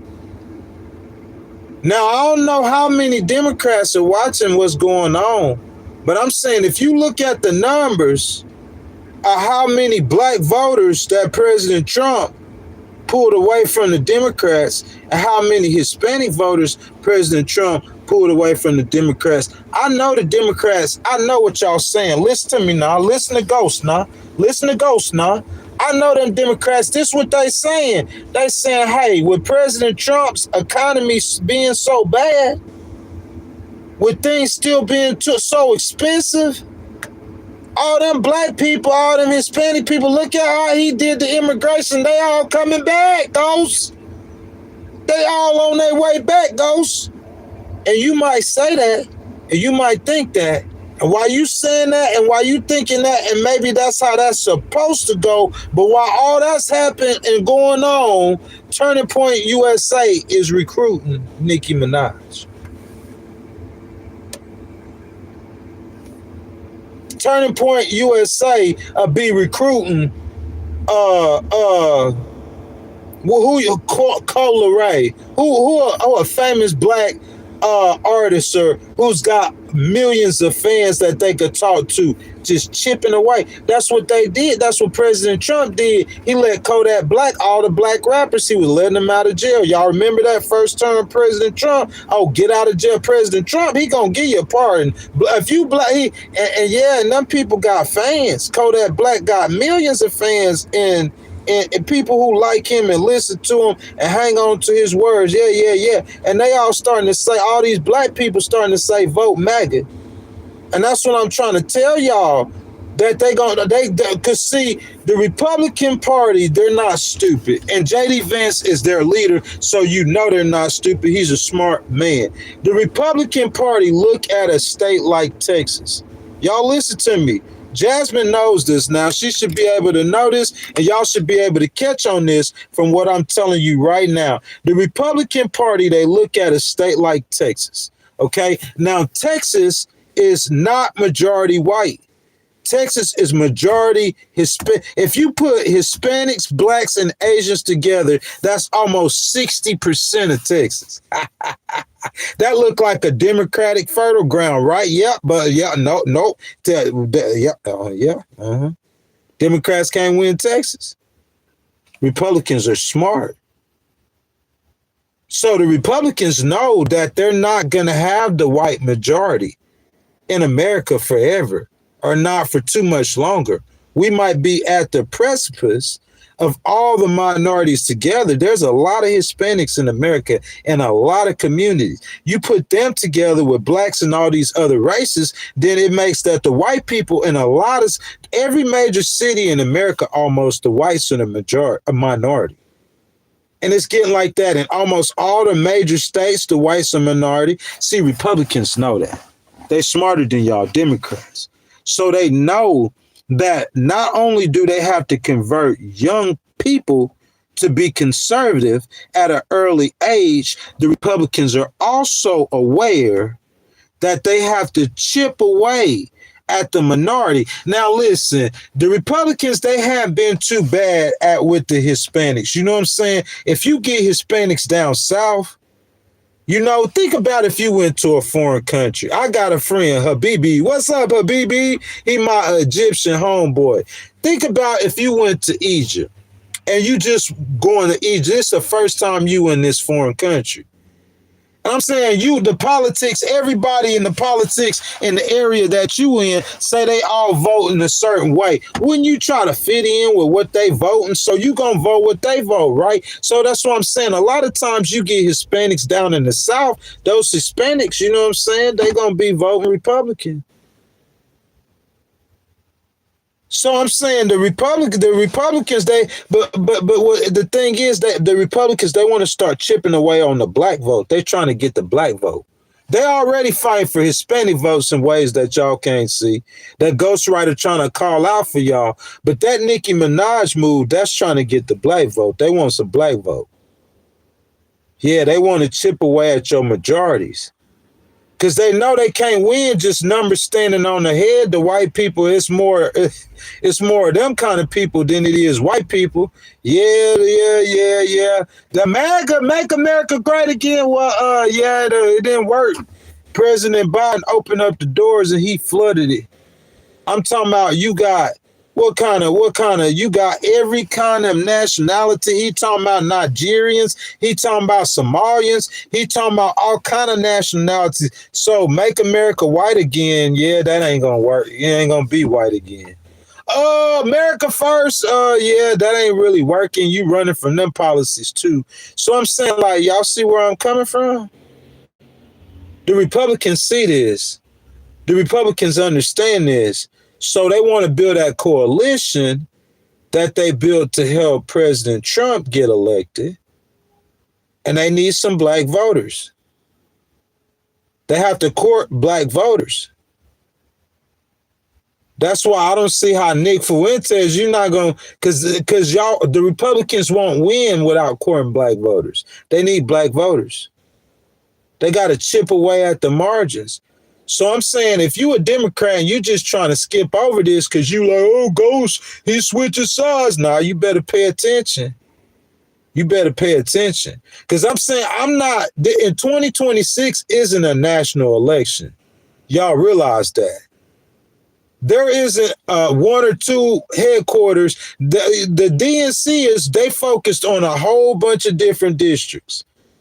And I'm saying my main focus, or the Brainiac people, their main focus is going to be on my focus is on the state of Texas. That's my focus. My focus is on the state of Texas and the state of Texas politics with Jasmine Crockett running for the U.S. Senate seat. So I'm not going to be focusing on what Republicans doing over there. J.D. Vance, he's going to be running all over America, campaigning. So will President Trump, y'all. The next year's midterms are going to be huge. I keep saying next year, but this time tomorrow is going to be 2026, y'all. Happy New Year's, everyone. If y'all haven't liked the video, I ask that y'all like the video, subscribe to the channel, and hit that notification bell, guys. People starting to wake up. You know what I'm saying? Big Ghostwriter started early, had some fire content this morning, looking at the propositions and how J.D. Vance starting his presidential run, or be it if he do choose to run, he's going to be far ahead of any other candidate in the field on the Republican or the Democrat side because of not only the money, but the grassroots organization that he will have behind him.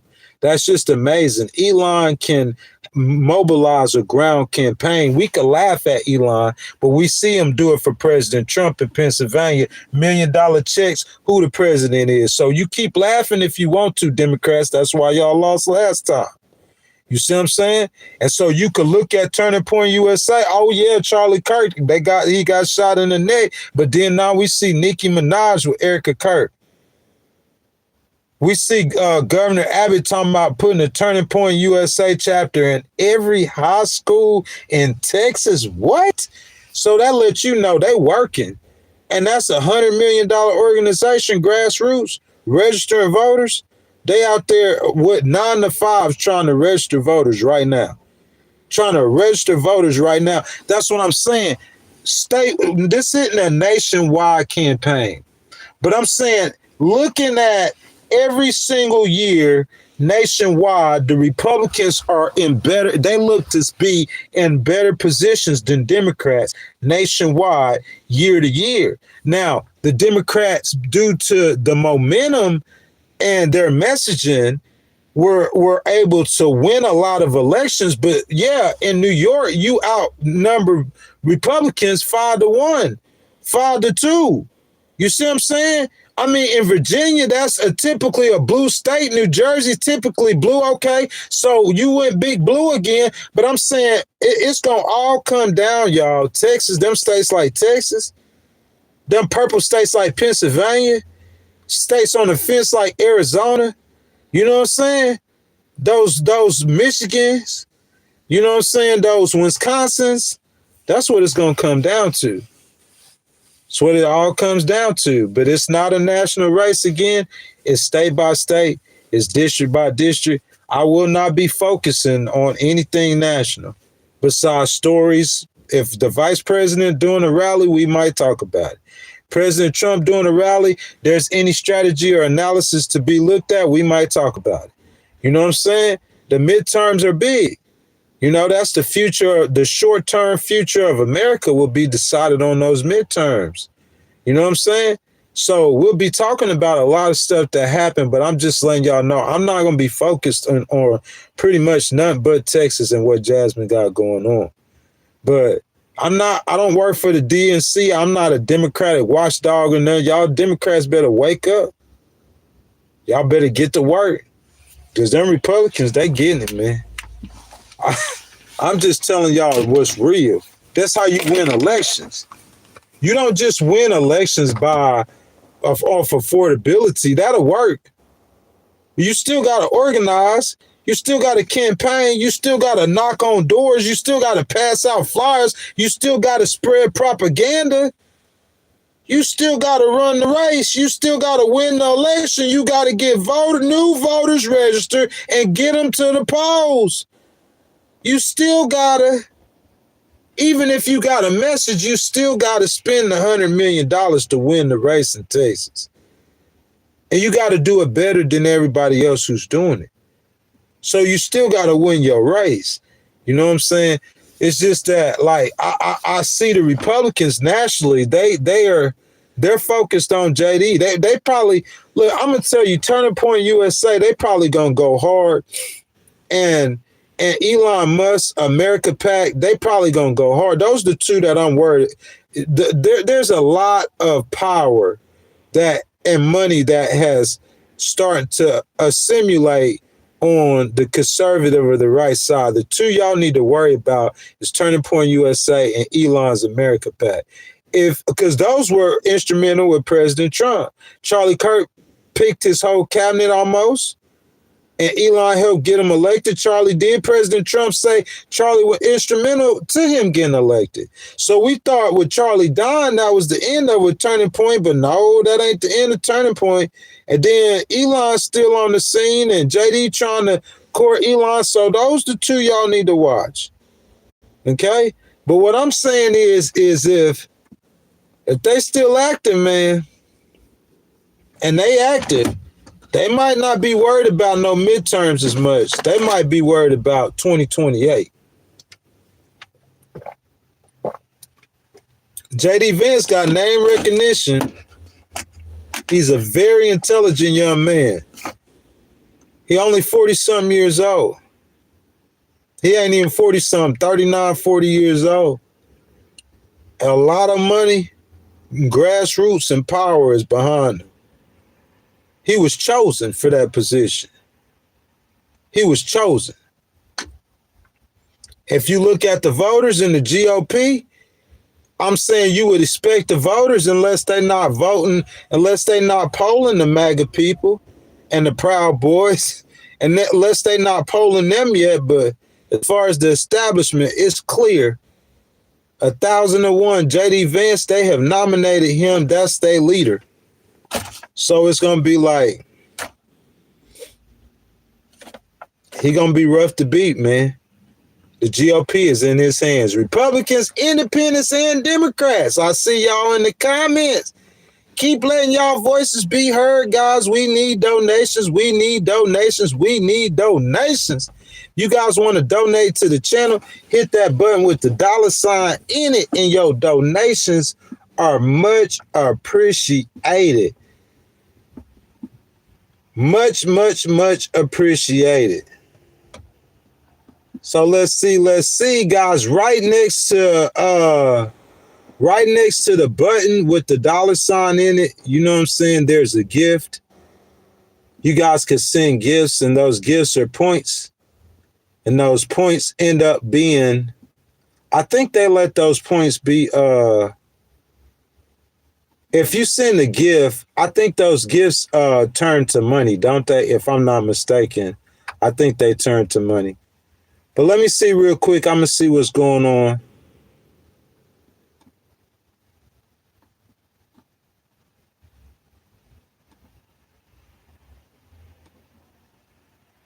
Yeah, so I think those gifts are money, if I'm not mistaken. So, guys, if you guys want to send a gift, if you guys want to donate to the channel, your donations are much appreciated. I'm trying to get on here with you guys, though. See what we're talking about.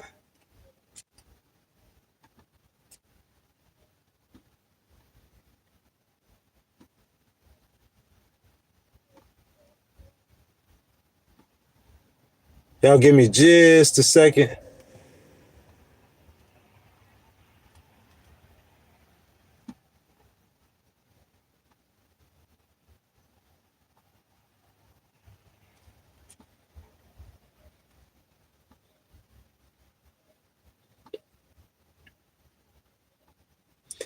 Life Free says I donate when you entertain me, man. I'm sorry. Like sometimes I guess I do entertain people. You know what I'm saying? But like, I mean, my thing though with this channel, man, is to give y'all truth, man. I just want to bring y'all truth, man.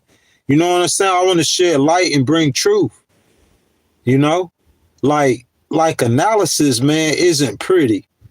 You know, it's not all analysis isn't all about entertainment. We analyzing things. That's not pretty. You know, if I get on here and I start talking about Turning Point USA backdooring Charlie Kirk and somebody probably in that organization probably had him killed. I mean, like, you know what I'm saying? That's real stuff. But that's entertainment. That's interesting stuff. That I'm gonna watch that every night. That's Candace's show. I can't hate on Candace because that's what Candace does. If I had Candace and I was like, I don't know if she had like a manager or artist recruitment or whatever they call those kind of people, I would have her like a black Nancy Grace.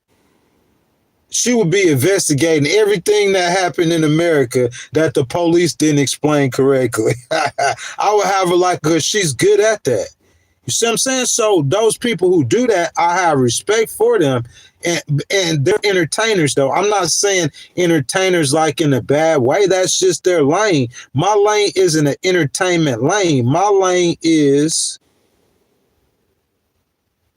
Karl Rove, Steve Bannon. Steve Bannon got the War Room.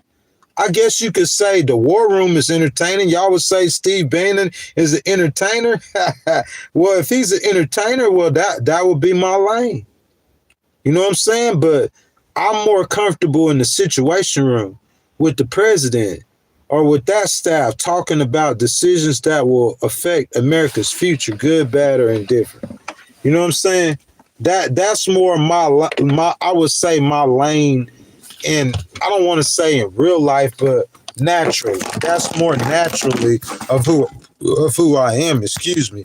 When I was in my 20s, I would say like I used to make music. I used to be an entertainer. You know what I'm saying? But there ain't nothing that I'm doing. I'm not trying to entertain people. Like when I get off this live stream, I'm gonna go finish writing a lawsuit where I'm accusing a city of failing to train a police department and having inhumane, unconstitutional police policies and practices. Did you hear what I just said? I'm finna write a lawsuit in federal court against the city for having inhumane police practices and unconstitutional policies.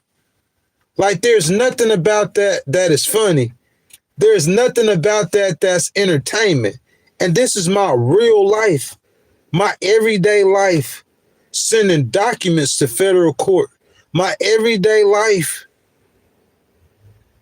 receiving documents from federal courts. This is my everyday life. 3 different states, 3 different federal courts. Got other cases pending, got my hands in cases all over America. I don't want 1,000 cases. I don't need 1,000 cases. And the cases that I have is over. Look, a case I did for a client, that case alone is about 700,000. One case. I didn't do it for a client. I started on it. I did some work on the investigation on that case for a client. That the attorney becomes a client because the attorney then took over the case. Yeah, that case alone about $600,000-$700,000. I got a nice sizable check coming from that, and I don't have to do nothing. The attorney's doing all the work. All I got to do is wait. Just be patient. My personal cases, I got 3 personal cases, and the lowest amount on one of them cases is $76,000. The one I'm writing now, $82,000. I got one for $146,000. That's $300,000. I don't have to hit max on all 3. I don't have to win all 3. That's 4 cases total to pay out over $20,000 on all 4 cases. I'm 8 and 2 lifetime. You do the math. I'm cashing out in 2026, bro. That's what it is. But what I'm doing is I'm trying to teach I'm bringing law to the police. Do you understand that? I'm bringing law to the Department of Justice, bro. To the police. Like me bringing law to the police, what I look like trying to sing a rap song like Drake. I need you to be that. Come and rescue me. Because I want to sing the rap song. I'm going to sing it. Where Jasmine Crockett at, y'all? Where Jasmine at? Y'all go get... Y'all, you want me to entertain you? Y'all go get Jasmine real quick. Hey, Jasmine, come here, baby. I got a song for you. Come and rescue me. Take me out the trap. Take me out my car. Take me out the... You feel me? Take me out the... Come. I want to entertain you. But that's not what I do, man. I'm trying to protect the people. We the people. I don't want a disabled veteran to ride through Sleepy Hollow, New York, the place where the Headless Horseman's from. Oh, yeah, that Headless Horseman, he running around now because Ghost finna take his head clean up. He already ain't got no head. So Ghost finna take his neck and shoulders. He gonna be the headless, neckless, shoulderless horseman soon. Hey, but riding through Sleepy Hollow, I don't want a disabled homeless veteran to get pulled out of his car to have to die in the cold. I'm saying, what if that veteran, he got a disability and he's triggered? So what if he says, I'm not going inside at all? They took my car and he stay out there in the cold and die. I don't want inhumane police policies to be put on the people in 2025. I don't care who you got on your side. I don't care how strong you are. I'm coming, boy. I'm coming. I come to teach. I come to instruct. I don't care who I got to teach. I don't care who I got to instruct. That's my mission. And I believe God sent me to do it. Now, Candace got a different mission.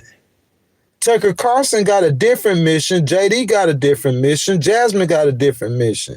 I'm saying for the ones who entertain, the ones who are politicians, the ones who are whoever, I'm a think tank. I'm a think for you. I'm a think for you. I'm a think you out of bad situations and circumstances. That's what I'm going to do. And that's what I'm here to do. If you guys have not liked the video, go ahead and like the video, subscribe to the channel, hit that notification bell. Speak the Truth says Jasmine is fake. I want to know why Jasmine is fake. You gotta come, if you talking about a candidate that I have came out and said that I have that much love for and respect. What's up, Titan Brew? What's up, baby? I see that we got all the normal, the usual suspects in here. But Speak the Truth said Jasmine is fake. I want you to give me your reasons why Jasmine is fake. Because that's a candidate that I came out publicly and supported. And y'all know Big Ghostwriter, it ain't a fake bone in Big Ghostwriter body. So I'm saying, if you saying this young lady is fake, you can't just come to Ghostwriter ain't no peon, and Ghostwriter is loyal. And you can't just come to me and just say something about somebody, because I'm going to tell you why she ain't fake when you tell me why she is fake. But see, I don't do it like that. I'm like, I don't want to say like Charlie, but I'm gonna be fair. You say she fake, I'm not going to cut you down. I'll listen to everything, even lies and BS. I'll listen. That's how you get smart, by listening. Even though I talk a lot, I'll listen. So I'm going to Speak the Truth the floor for a second. I'm pinning her comments. I'm gonna like Speak the Truth. Keep on speaking your truth, okay? And tell me why you saying Jasmine is fake. And I'm gonna let y'all have that conversation for a second. And give me a second, just a few seconds, and I'll be back. And we gonna get to it. If she fake, she fake. Let's see though. I'm gonna be as real as I could be, baby.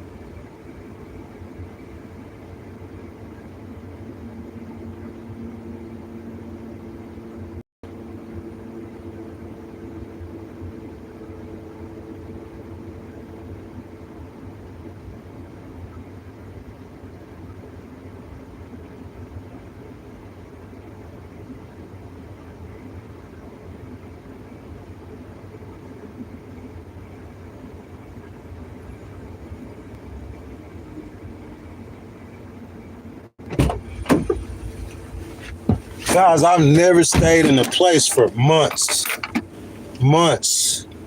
where it's mounds of snow on the ground. For months. So, Speak the Truth says that she talks like she's ghetto, but she's from a rich family and fakes her accent, so that makes you fake. That's what America has come to. Speak the Truth says that Jasmine Crockett is a fake person, meaning that well, you know what you mean when you say someone's fake, right? You mean that she's not real, she's not authentic. Those are some strong words. We say it all the time, but to know what that really means, she's running for Senate now. That's 30 million people in the state of Texas. She can affect their lives. This is a big deal. So saying that the young woman is fake because she talks ghetto, and she's not from the ghetto.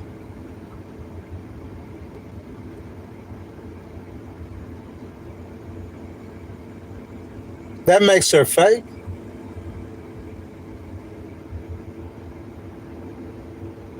Somebody said her being racist is not fake. She's not racist at all.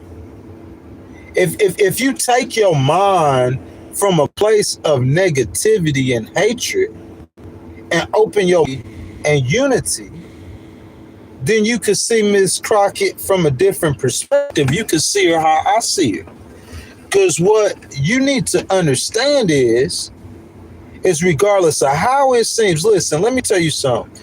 Big Ghostwriter is a civil rights fighter, litigator. Every last one of my cases have been some way connected to civil rights. And what I say is human rights. Because any right that pertains to a human is a what? A human right. I don't care how they categorize it. I'm talking about in the literal definition of what human right is. Just like an animal right.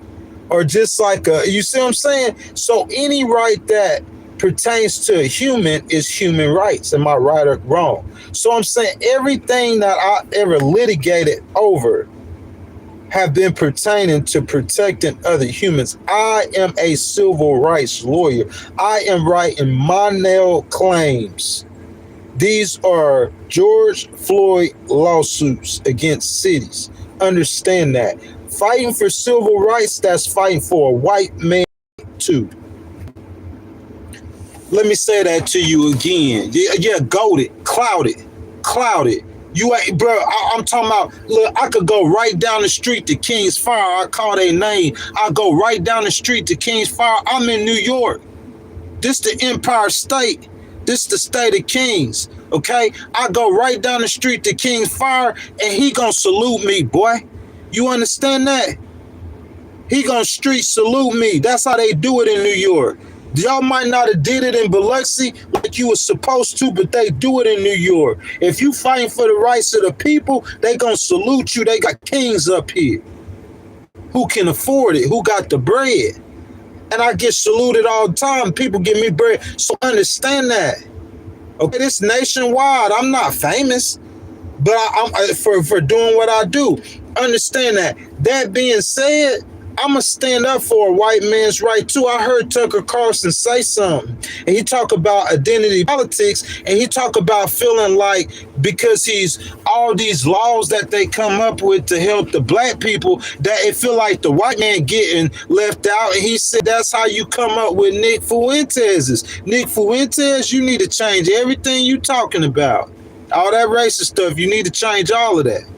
But Tucker got kind of like a point.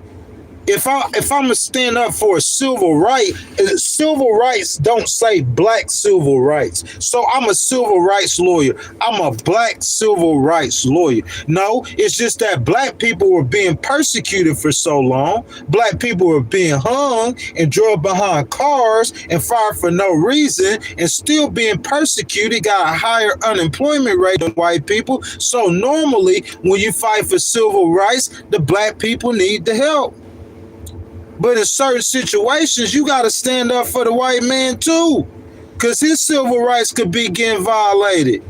And if his civil rights is getting violated, that's what I do. I stand up for civil rights. It's not no black civil rights. It's not no white civil rights. It's human rights. That's why I like calling them human rights. That's what we all have in common. It's our humanity.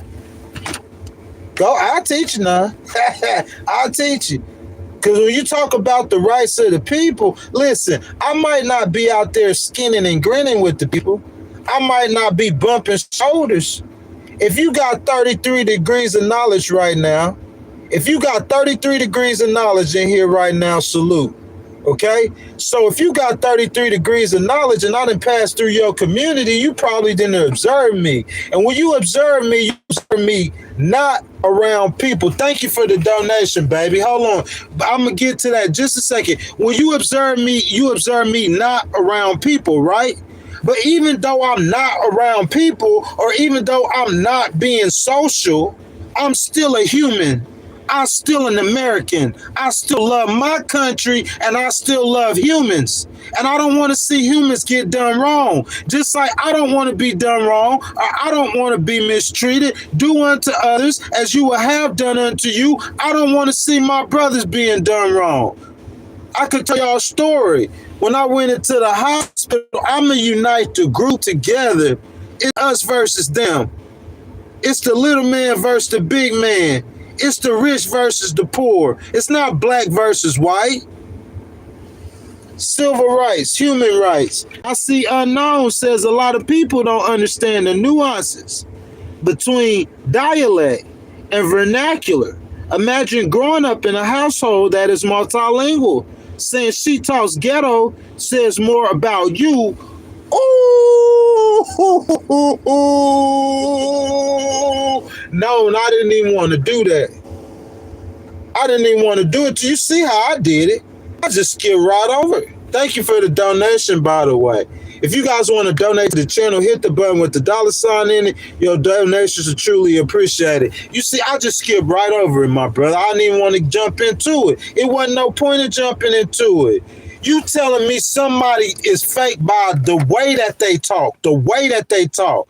You not analyzing the words that they saying, because the words that I'm saying is that while I ain't even gonna call no names, but a lot of Congress people in their districts on a Saturday, they with their family as they should. They with their kids and their husbands and wives as they should.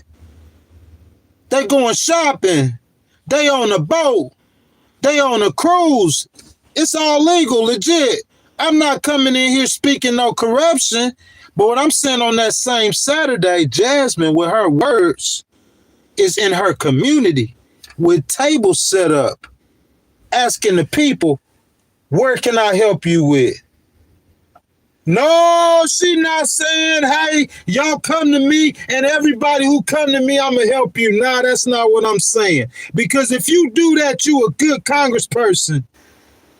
If you can help 85% of the constituents who call your phone or call y'all's number for help, you a good congressperson. Ghost know what he talking about now. Ghost understand government. I took government. You a good congressperson. But Jasmine's something different.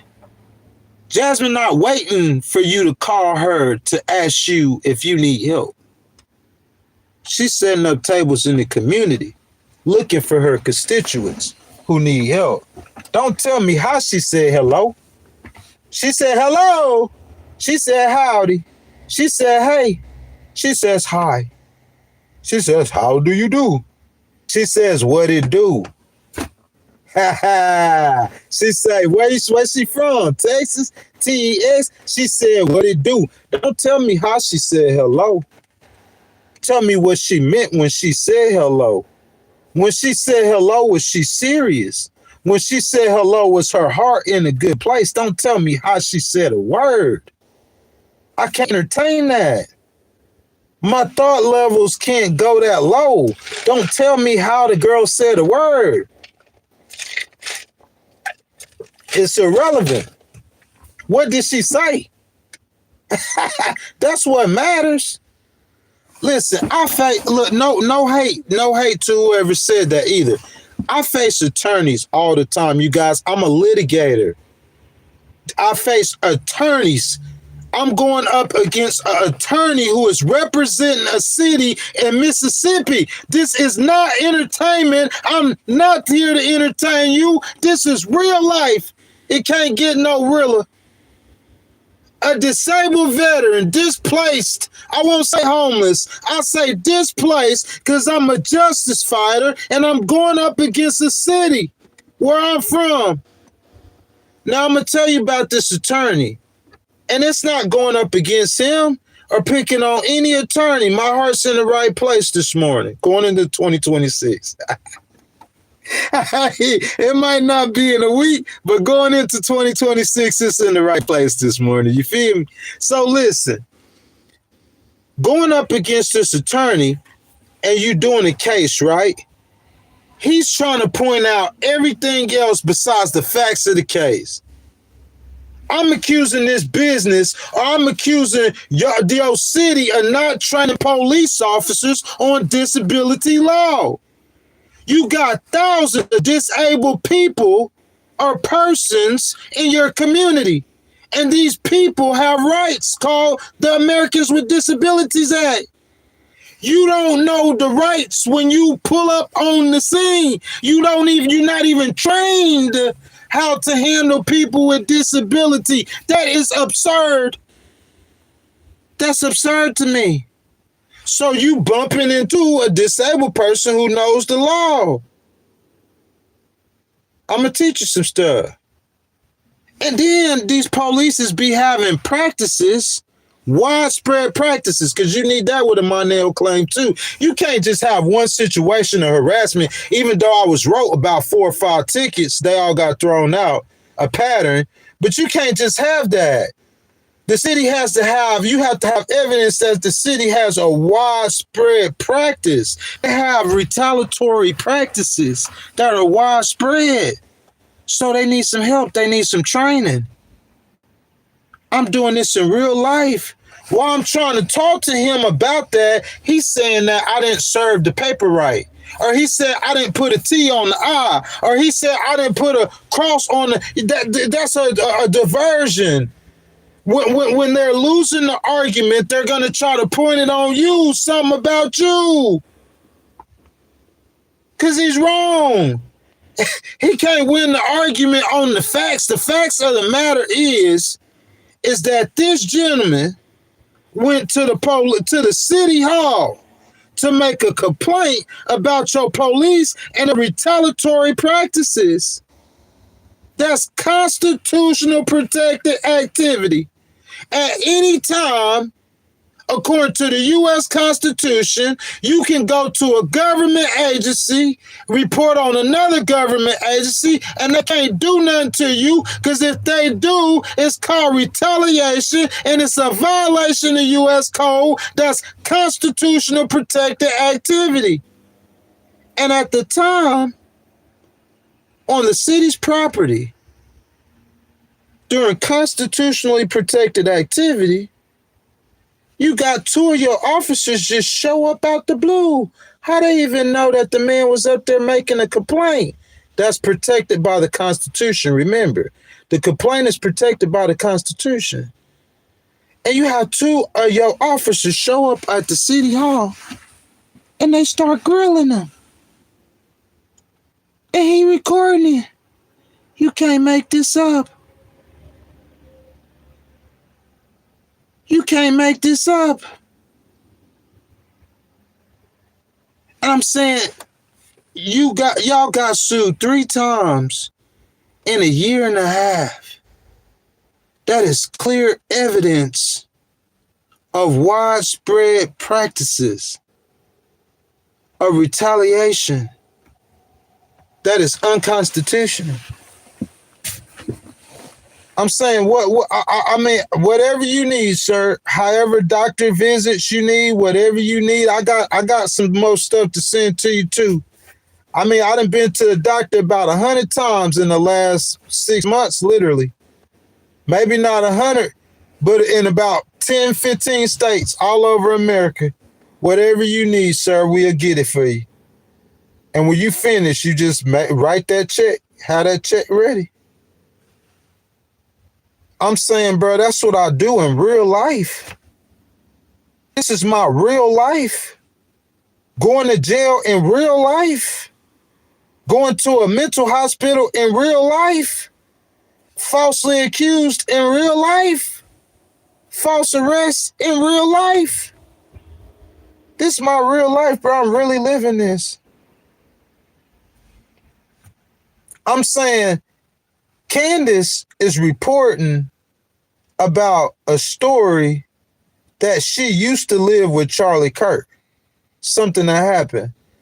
I'm saying, I'm telling you guys how I really live. These are real cases, my real life. That's why I'm saying I'm not hating on nobody, but I'm not really trying to be like I'm here to entertain.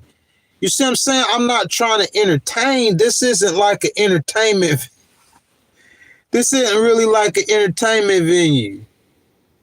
You see what I'm saying? Y'all feel that? It's not really like an entertainment situation. I'm here to give y'all real analysis. You know what I'm saying? Timmy says that MAGA don't believe in facts or data. I'm saying they might not. A lot of times they go against it, but if they win in elections, that's scary. That's dangerous, Timmy. If you saying that this organization don't believe in facts or data, but they can win an election, wouldn't you be scared to have them in power and control? You see what matter? Ghost gonna get to what matter. You gotta win elections. You gotta beat them. If you beat them, you don't have to talk about none of it. Just beat them. That's what matter. Like President Obama said, don't cheer, vote. You know what I'm saying? You gotta go vote, man.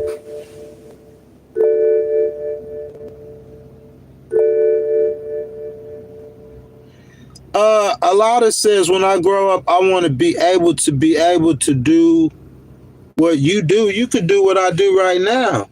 I think everybody in America should have a YouTube channel. Real talk.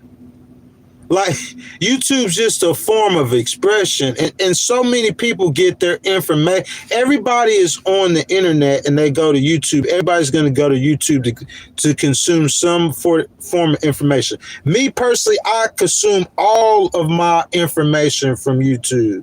My news, all the CNN, y'all see how enlightened I am on the news source.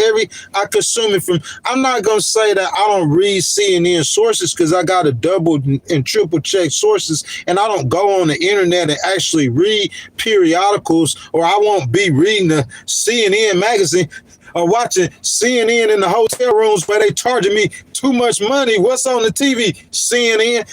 You know, I ain't saying I ain't doing that, but I'm saying 90-some%, you know, I believe in stats and facts. Don't count me in the MAGA crew, even though I am a conservative. But whatever the percentage is, 90-some% of my, you know what I'm saying, consumption of whatever comes from YouTube. You know what I'm saying? And I think that's for the majority of people. Everybody needs a YouTube channel. Like, so if you feel like, you know what I'm saying, I'm not doing nothing special. As far as you wanting to do the law now, that is something different. That's something unique or something special. To do it as a paralegal with a 2-year degree, God just gave me a gift. It came natural. Like, really, my mom, like, I don't want to tell her business. You know what I'm saying? She got, like, you know, I wanted hundreds of thousands. And she basically did a lot of those cases herself. So that I got that natural, that just in my blood. You see what I'm saying? A percentage of that. And the rest of that, I got trained by a lawyer, a real attorney. She trained me. Like, so I go to college, about a year or so, and I do academics just like you. I do English 1, English 2, right?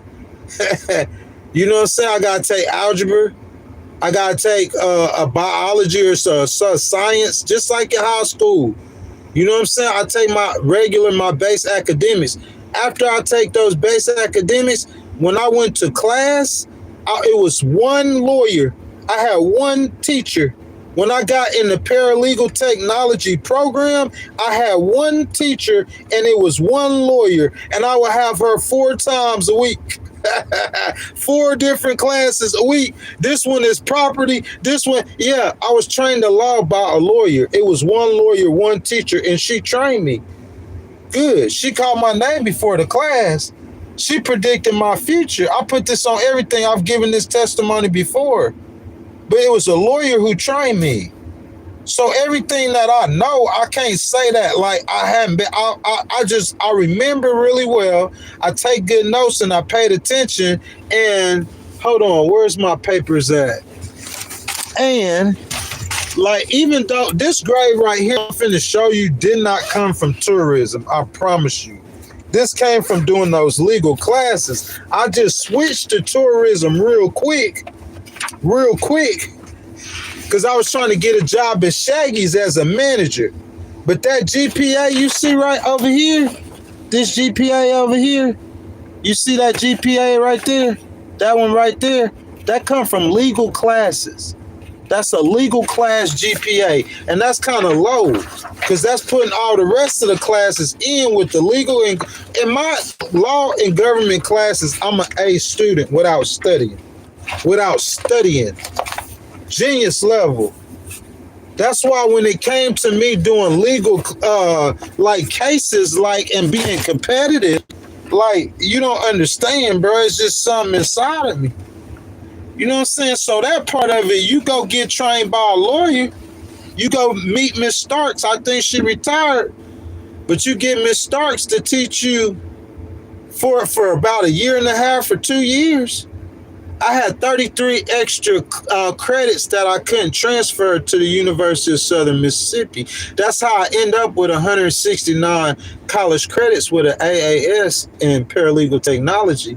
And I'm supposed to have a master's degree because I was sitting there under Miss Starks and she was teaching me the law.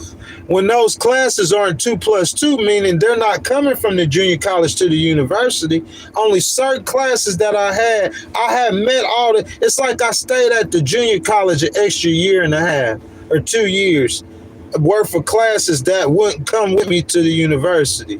That's why I know the law so good as just a paralegal. It's like I got a bachelor's level, 169 college credits. Go look it up.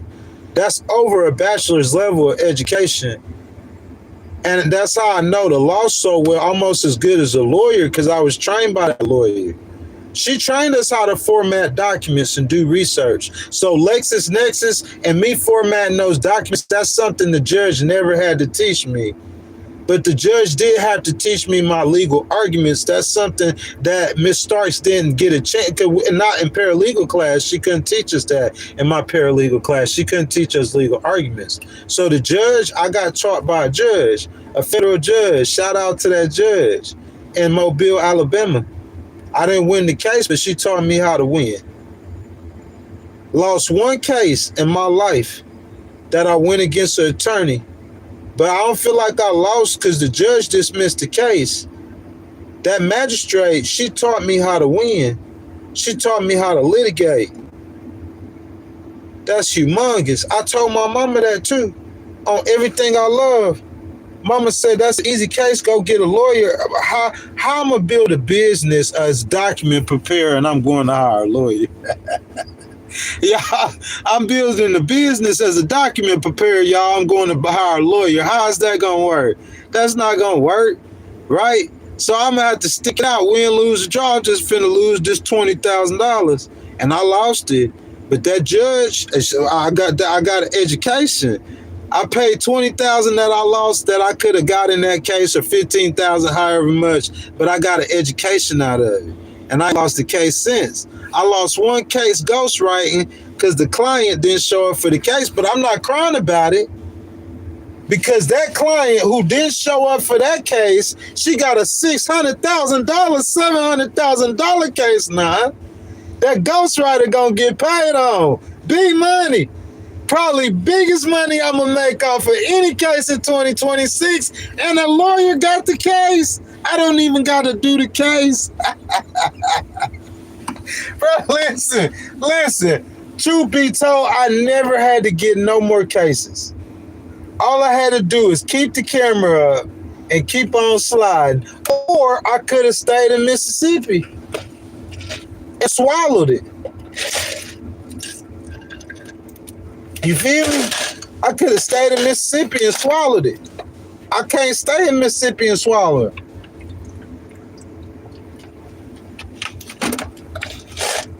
I couldn't swallow it. My civil rights was violated. So I had to get to it. And I got to it. Real talk. But that case I was telling you about, she's 600,000, you know what I'm saying? She promised me 40,000 off of it. So I'm expecting over 20,000 regardless of how much her settlement is. You know what I'm saying? That and Social Security, that's pretty straight.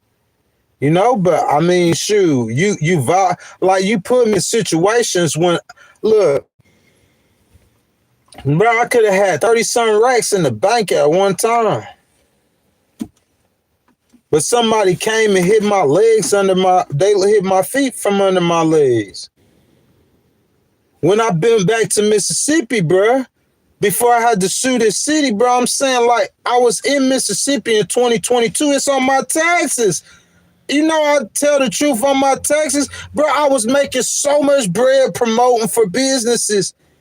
That's what Social Security, the government got me down my ticket to work. Like my business, Miller Rate Legal, they don't got Miller Rate Legal down as a legal documents company. Cause the money that I'm getting from Google, it's like for promotion. It's like promotion or advertising. I don't know how Google classify creators or how they classify creators. Social Security, they did like a promotion company. But when I was really in Biloxi, I run a promotion for 3T's Detailing. Where you at, baby? How much? Tell them how much money you pay me. Tread Safe, where you at, baby? I'm talking about like one promotion, 1,500. So I'm saying I come back from Mississippi, I'm clouded, I'm goaded. I won in the U.S. Court of Appeals. How I can't? I had contracts on my phone with 3T's promotion. So I'm saying, like 3T's detail. So I'm saying, how I can't get no? But see, I lost that money because you run from me from my city. I'm saying, bro, I'm coming for all that. I'm suing you for all that. The medical bills, everything. This place.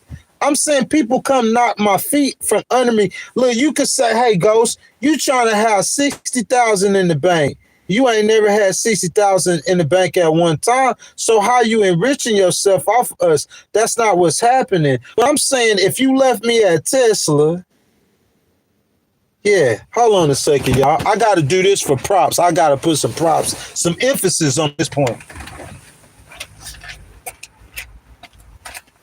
Hold on, y'all. Some extra emphasis.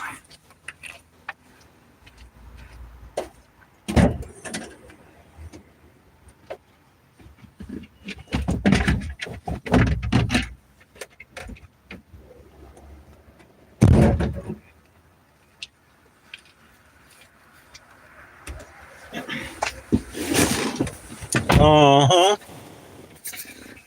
Where Elon at?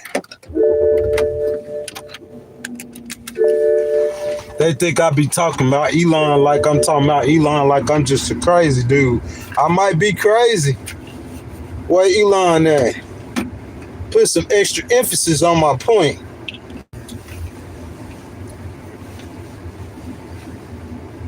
It's 2023, y'all. I moved to Texas. When I moved to Texas, I didn't go to Texas to work for Elon or Tesla. I went to Texas to kick it with my daddy. First time ever. 43 years old. This ain't no sad story. Ain't nobody shedding no tears. I'm in Houston. Turn up. Turn up, turn up, turn up. I get a little quick job at Bullfrog. That's what my pops call it, Bulldog Security. Like on Friday. I put this on everything I love. Janky Records, Janky Studio. You call me whatever you want to. I don't care. It's the truth. I'm authentic. I'm a jank on myself. Bulldog Security, Bullfrog Security. I'm answering the phones at Bullfrog Security on everything I love. Hello? Yes, this is Gregory Dixon calling about the alarm. Do you want some alarm system? Click. hung up in my face, hanging up in my face. They to get you the job, they saying, oh yeah, we're gonna pay you $400 a week, and then for every sale you get, we're gonna give you $250. So they got it looking like you finna make $1,000 a week. Oh yeah, this Gregory Dixon with Bullfrog Security. Click. They got to make it like, bro. I ain't made a check over $400. Most of my checks was $300 or something. So yeah, while I was there, you know what I'm saying, I was putting in application. You know what I'm saying, Big Elon and them, they called. Oh what? And Austin though, Daddy said, ain't where you wanted to move to? You wanted to move to Austin, didn't you? Oh, Elon called. Money on the way. You know the rich gang got it. And now for one lick, I hit him $70,000. Boy, I'm so happy. Look, the reason I put the hat on is because I thought I was going to work for Tesla for the rest of my life. That's what I was trying to do, riding a forklift. You know how easy that job was? Y'all call Elon. Tell him to ask for Priscilla Brock. He know Miss Priscilla. Headquarters in Austin. Ask for Miss Priscilla Brock. Call Elon, Human Resources. Ask him what my numbers was on that forklift.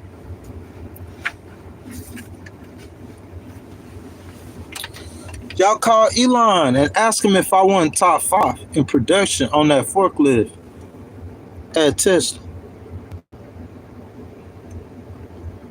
These big facts, man. I'm not capping to y'all. I'm not lying to y'all. Look, I'm not like Tucker, man. Like, I have a different story. Tucker reporting on guys like me. Tucker telling my story. I'm the little dude, the little toad frog in the corner somewhere. The man who with wisdom, God said, saved the whole city, but he was forgotten for. That's who I am. You know what I'm saying? Like, I want to stay at Tesla. And just be a normal man, normal life. Normal life, normal wife, normal house like y'all. $65,000 a year. $70,000 a year overtime. Riding a forklift. Good at it. That's my plan. What happened, Big Ghost? Go ask Elon.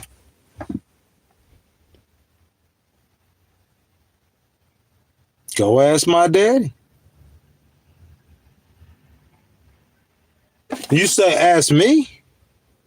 Oh, you saying you want me to take responsibility for my own actions? He said, I'll go ask Elon what happened to him while he ain't working at Tesla no more. We know Elon fired him. We know that's what happened. We know Elon fired him. That's what happened. That's why he ain't working at Tesla no more. Elon fired him. Trying to act like he good. Elon fired him. That's what happened. Also, you don't want to ask Elon what happened while I worked at Tesla. Yeah, Tesla, somebody from Tesla on the line, they listen real close.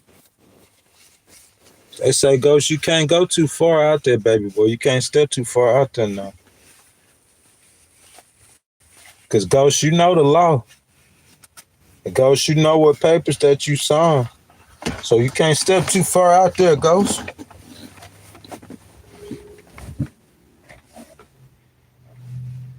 But I want to shout out Tesla, man, for turning the page for me. I want to shout out Elon for giving me another opportunity at life. It wasn't working for Tesla, unfortunately. It was with a Miller Ray Legal LLC. I won an appeal in the U.S. Court of Appeals, man. I got 3 cases in 3 different states against 3 different cities. Let me say that for you one more time. Because I know your lawyer ain't got this. Your lawyer probably ain't won an appeal in the U.S. Court of Appeals. I'm not even a lawyer. I'm a paralegal. How you do that? I don't know. I did it. Your lawyer got cases. He got 1,000 cases in his one district where he from. I got 3 cases in 3 different federal courts in 3 states against 3 cities. You need to salute me, man. If you, the ACLU, bro, they see me walking their building, bro, they finna salute me, man. Anybody who involved in civil rights, bro, they see me walking their building, man, they finna salute me, man. That's real talk, man. They finna salute me, man. I'm a general in this, man. You gotta walk a mile in the shoes. You gotta go to jail. You gotta get arrested for no reason, with the video evidence to prove that you got falsely arrested. You got to have a confrontation with a guy on a previous day. And on this day, though, the police weren't called in the conversation on the previous day. The police weren't called. Ain't that weird? But on this day with the girl, the conversation is recorded. He said he was going to kill you and pull a gun on you. He didn't say that. And it's recorded. On this day, he didn't say that. And you got to get arrested for that, have your car towed for that. You got to get your car towed for someone riding up on you trying to start something with you and having to pay $600 of money you don't have. You got to walk the walk, man. You can't just be on here talking about you a Muslim. I don't care if they dirty. Are they dirty? It's easy to clean them. I know what they are, though. You know what they are, too. Them boys clean. Them Air Maxes. You can't walk a mile in them shoes, though. You can't walk 5 steps in them shoes. I'm saying you got to get the cuffs put on you for no reason. Ain't that what happened with Martin Luther King? Ain't that what happened with Malcolm X? And Lord forbid, I'm a Christian. I'm not bringing up this holy name to compare him to Malcolm X, Martin Luther King, myself, Jesse Jackson, Reverend Sharpton, or nobody. I'm bringing up Jesus out of just reverence for his holy name. But isn't that what happened to Jesus? If you want to fight and stand up for the rights for other human beings, you gotta walk up. You gotta do the work, and the work ain't pretty. The work is ugly. The work is nasty.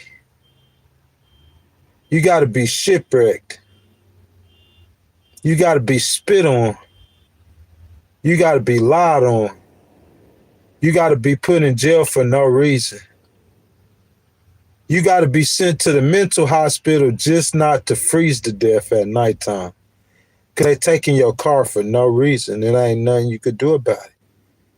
Then you got to go find 2 homeboys, thank God for y'all, Orlando and Habib. You got to find 2 of your homeboys who respect you in the state of New York to come help bail you out, get your car back. Because they took your car trying to keep your car unconstitutional. Just doing anything they want to do. You got to go through this. And the thing about it is when you finish going through it for 5 months, just now getting into litigation into the first case. I got 4 cases total, but I told you 1 case, a lawyer guy, that ain't got nothing to do with the city. It's a business. It ain't confrontational. We talking about these 3 in federal court against 3 cities. This just the first case. You got 2 more, buddy. That ain't even started. Ain't even been served yet. Wait till them cities aim up at you. Come at you. I don't care where you at. You could be in California, riding down the street. Oh, y'all don't know nothing about them Jim Crow days. Oh, y'all don't know about them days when the police, when they be stalking people. Y'all don't know nothing about them days. You could talk the talk. Talking the talk and walking the walk are two different things. A championship fighter, boy. I'm a heavyweight champ, baby, in this civil rights fight. A heavyweight champ. I'm a championship fighter, man. You know what I'm saying? Look, your boy Benjamin Crumb, he goated. He like Muhammad Ali, Mike Tyson. I ain't like that. What's that young dude that just beat up Jake Paul? Joshua Anthony or something like that. Yeah, your boy goated. He goated, man, in this civil rights fight. I'm saying I got real cases, boy. I could call real case numbers for you. And real federal courts. In this real America. That I stood a real 10. Really homeless. Really sleeping in his car. Really fighting for the rights. Yeah, you gotta know who you talking to. You just gotta have the proper respect. You gotta salute me, dog. Cause a lot of these dudes, they don't have the courage to do what I do, man. Them boy, I said, boy, I get picked up by OG. I said, OG come school me. You know what I'm saying? I said, OG in his situation, he'll punt the police, but I'm saying OG, though, he ain't finna do what I do. They look at Ghost like Ghost just getting down. But what crime have I committed? I'm saying when they locked up Nelson Mandela, what crime did he commit? When they killed Jesus, what crime did he commit? What crime? Because I opposed the leadership? That's not a crime. What crime I commit? Because I know some crimes you commit. Oh, yeah. And I see you in court, buddy. Just like I said the first time, anytime y'all welcome, them risks is out there for y'all. For the rights of my people. They might not be strong enough to do it, President Trump. I'm strong enough to do it. Cash Patel, I'm strong enough to do it. Hey, Jasmine, all of y'all listen, come in, baby. I'm strong enough to do it for the rights of my people. I'm going to stand all 10, and I'm going to give everything I got. All 10.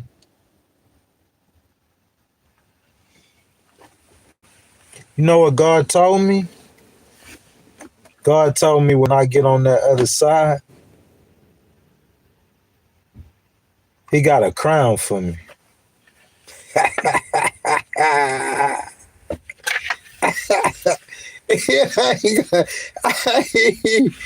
this is a worldly crown I got on right now. I'm not hating on Elon, but this Elon crown right here, that boy hair so thick I can't even keep it on no more. Hey, look, Elon, we falling apart over here, man. We falling apart over here, Elon. This is an Elon crown over here. You know what I'm saying? That's an Elon crown, but I'm talking about a crown of righteousness. That's what I'm talking about. I'm talking about a crown you get from God. That's what I'm talking about. Because I'm not just a civil rights fighter. I'm a Christian. I'm a child of God. Number one, first and foremost. That's why your endings against me might go a little bit different than how you expected.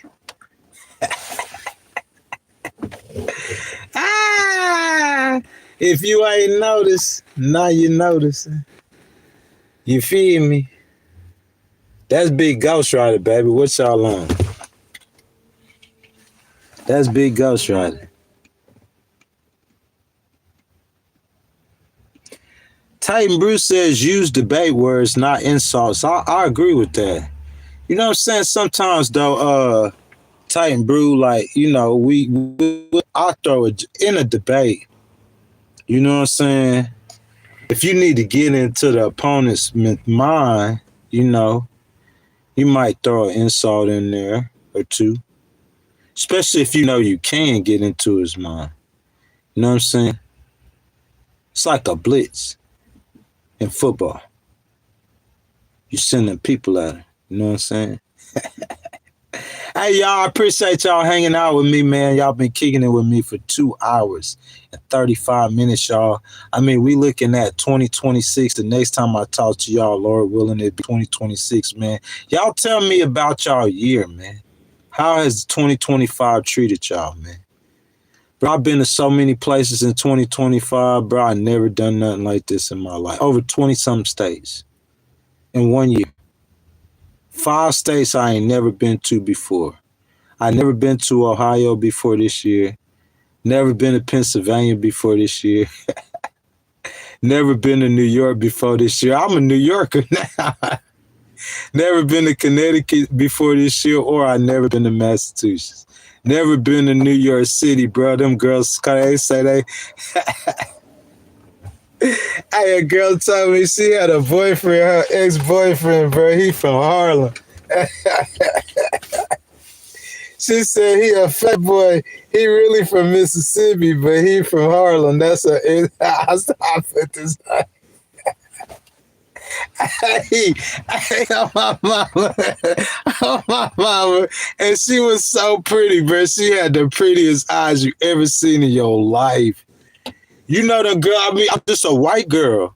It's some white girls, they just like that, bro. They just like, I ain't talking about no white girl in Congress. Not no, hey, I'm talking about, yeah, one of them kind. Like she need to be on a magazine. She had a face like that. She said she dated a fat boy. He really from the South, but he from Harlem. That's her ex. Hey, and if y'all know, bro, I was kicking it in the Harlem before this situation that happened that got me to meet her. I'm talking about, bro, it'd be 3 o'clock in the morning. Like, I wake up at 3, how I'm getting up at 3, doing them legal documents, sending off them initial disclosures and stuff, getting ready for that pretrial conference. How I wake up at 3 o'clock, bro, I just mash out. Bro, like from where I am right now, and I'm talking about I pushed up. Because the police down they ran me. You feel what I'm saying? I ain't saying the police anywhere is the police anywhere, but the state police, they pretty cool, though. Them my dogs on everything. I'm just being real with you. New York State Police, them my peoples. You know what I'm saying? So I ain't going to speak on the state police, but you know what I'm saying? The other city police, they ran me, though. So, but I'm saying before they ran me, bro, I'd be like in White Plains or Mount Vernon. You know what I'm saying? Somewhere, or I'll be somewhere in that Hudson Valley. You know what I'm saying?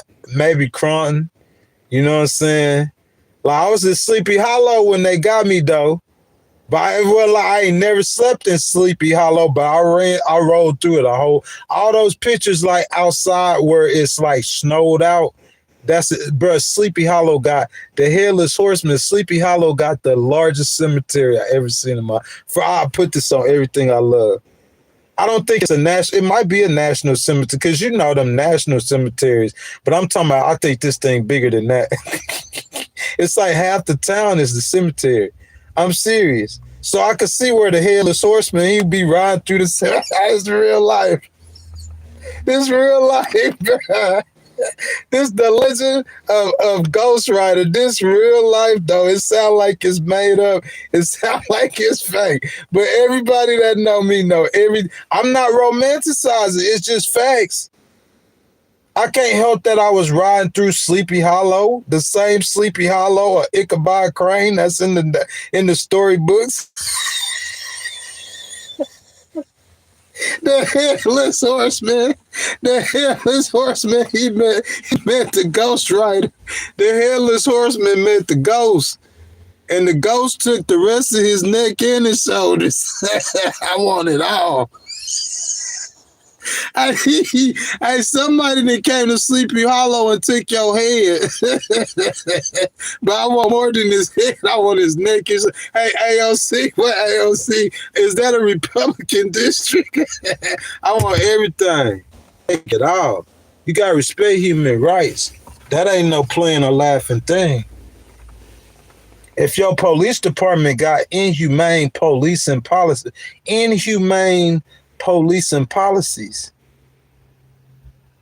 this ain't no hatred. I'm a patriot. I love your city. I want to ride through your city, but y'all just a little twisted. I don't know what's going on to make these police. I've never been to New York. I know where I'm from, that police department was tripping. But that's not the first time they tripped, so I couldn't necessarily say it's got something to do with President Trump. When I was in Texas, I didn't have none of these problems. Police, yeah, they got called 1,000,000 times. But them putting you in jail, bro, I beat a dude I was at Texas A&M. You want me to say it for you one more time? I didn't say Texas Prairie View. I didn't say Texas Southern, homeboy. I didn't even say the University of Houston. I said I was at Texas A&M. And this dude stood across from me. He wasn't no black dude. He was a white dude. And I beat that boy with a can of air freshener. It was at least 100 people in that library. And I'll sit there, I beat that boy. He tried to say something, what? He just tapped me on the shoulders. But I wasn't going to do nothing to him, but he was squaring up with me in the middle of the hot. Bro, he was a little cot diesel dude, look like he military. He looked like he a little strong dude. For real, he lift weights. He had his shirt cut off and everything. Bro, so he just put his hand on it. He got in some business that wasn't his, but like he acted like he was finna hit me. So I had a can of air freshener and I started beating that boy in the face with that. Yeah. At Texas A&M. And the police showed up. And you know what they did? I don't romanticize. Bro, I could write a book on just my 2025. I'm dead serious. The police, it'll be a blockbuster. You said I ain't entertainment, bro. You know them people who follow me around in real life. I might not can entertain or act out on the screen, but I'm talking about my real life, though. You talking about ain't entertaining? What's wrong with you, bro? I'm saying the police were laughing when they showed her. I swear on everything I love, I didn't even get a ticket. They asked me if I wanted to press charges on him. And I maced him. I hit him with that Charleston white juice. That's what I called it. Right in his eyeballs. And I beat him in the face with a can of air freshener. Right there at Texas A&M. This on everything I love. And the police show, I called the police. Bro, look, I was in Round Rock. Now, this Austin. Texas A&M College Station, but, you know, it's probably about 50 miles from Houston. I'm talking about I'm on that other side. I'm on that other side. If you know something about that other side, I'm on that other side. And I'm north of Austin. Okay? Austin, the only primarily white city, is probably Hispanic, but I say white city because there ain't no black people. Not that many. And I'm in Round Rock. It ain't no black people. If you roll through Round Rock now, you accidentally. And I slapped a white dude about 50 years old. Bro, you know how I be talking about them slaps? Y'all know how I say I don't punch no. I'm dead serious. I'm not just saying that. But I'm talking about I was pitty-patty. I was playing knick-knack, paddywhack on that boy's face. But it wasn't like this. It was like that, though. On his face, though. This in Texas, though, man. On everything I love. For real. He said the N-word. Or he said something derogatory, racial related. So I had to teach him, especially, see, if you do that in Dallas or Houston, one of them dudes might not be that nice to you. They might just lay you down. All the way down. It's possible. It probably ain't likely if they don't know you, but if you call them that kind of connotation and y'all at each other head, he might put you down. So I'm gonna just pat him up a little. I'm gonna just pat him up a little bit to let him know, man, you two ought to be out here doing this. Don't be doing that. Bro, I called the police. I ain't gonna lie, the police pulled up. You know, it's them white cops, they had their guns out on me. I'm unarmed black man now. But they pulling up with their guns out on me. Disabled, they pulling up with their guns out on me. But they didn't take me to jail. That's what I'm saying. So whatever they got, that's Texas though. You know what I'm saying? Texas is a little more rougher. You know, Texas, they kind of, New York is New York. It's still the Empire State, but up here on the East Coast, they're a little bit more soft than they are down south. I ain't gonna lie. Y'all a bit more softer than they are down south. Down south, you're gonna have to stand on 10. The police, you too easy. And then when they show up, it's like they picking a side. The police picking a side. He not letting the evidence play out. He picking a side. If you letting the evidence, you say probable cause for arrest. You don't have probable cause for arrest if you watching the video where she said, I had a gun and I threatened to kill her. If you watching this video and I recorded the whole conversation and it's not on this video. What happened yesterday ain't tonight. What happened last week or last month or what happened in Mississippi ain't tonight. I'm saying this is what happened tonight. You talking about you got called here tonight by her for what happened tonight, boy. And I'm showing you the video, you idiot. And ain't nothing she said on this video. So what you talking about? You ain't following the law. You picking a side. You playing politics. And I'm gonna chastise you 10 out of 10 times. When you the opportunity will forever be there for you, as long as God allow you. As long as God allow you, the opportunity will forever be there for you, whichever side you want to put them on. But as soon as I'm finished.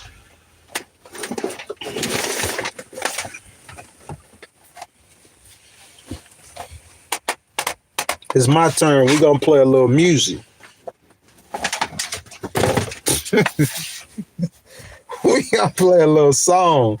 We're going to play a little song on the computer.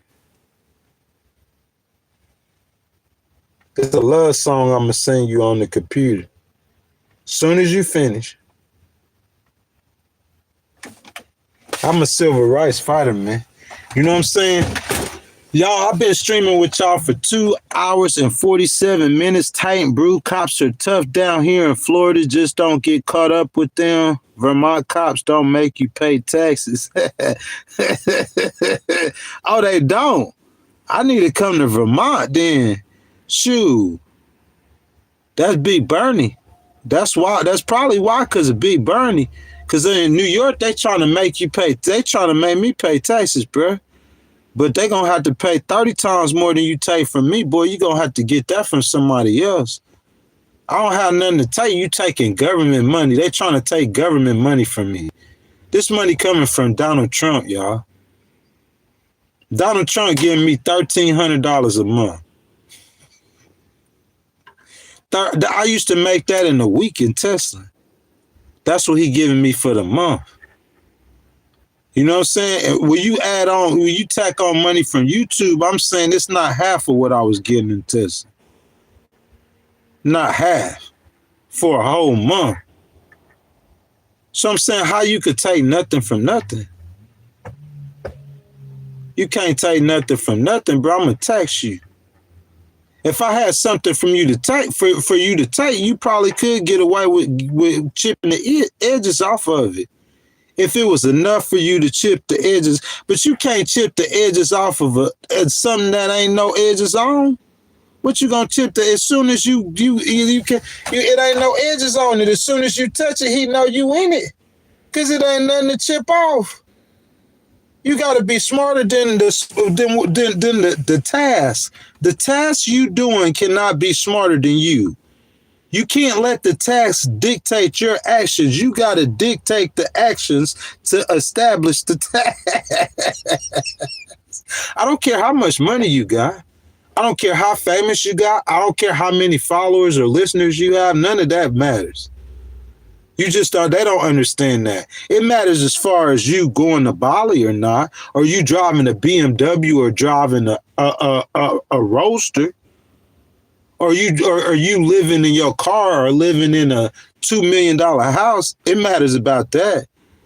But as far as the factual or the actuality of it, nah, it never matters. Never matters.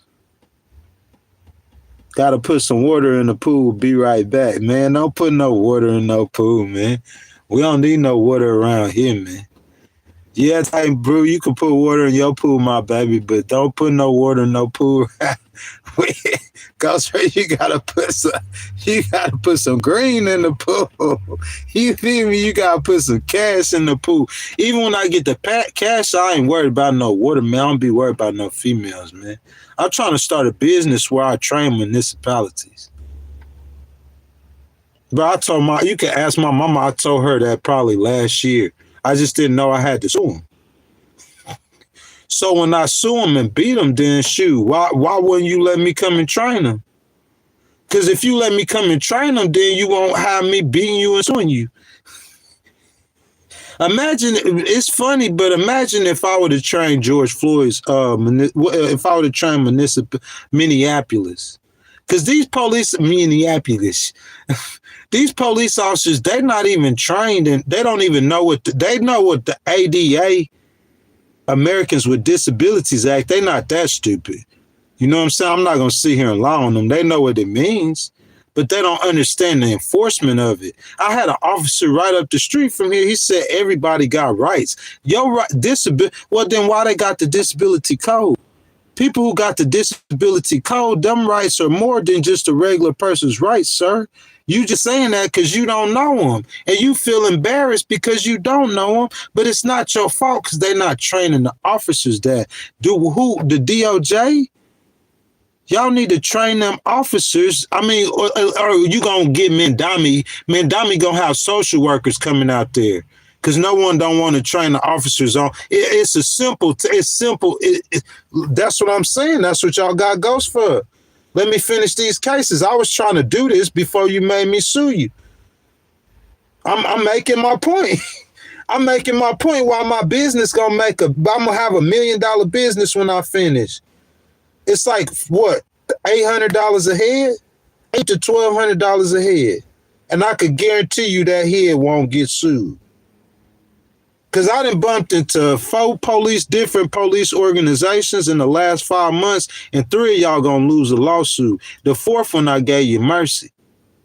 I really didn't give you mercy. I just ran out of time. My 90 days, I only had 90 days to bring a case. And I gave you too much time, so you got some mercy. They gave me mercy too. I punched the dude in the face. The boy's face started bleeding. I ain't talking about I punched him in the mouth, his eye, his nose, his ears. I punched him like in the cheek and opened his skin up. Well, I thought he wanted to fight. I turned around. He was sitting in the car with the state trooper. This a grown man. He probably got grown kids, and he over there sitting in the car with the state trooper.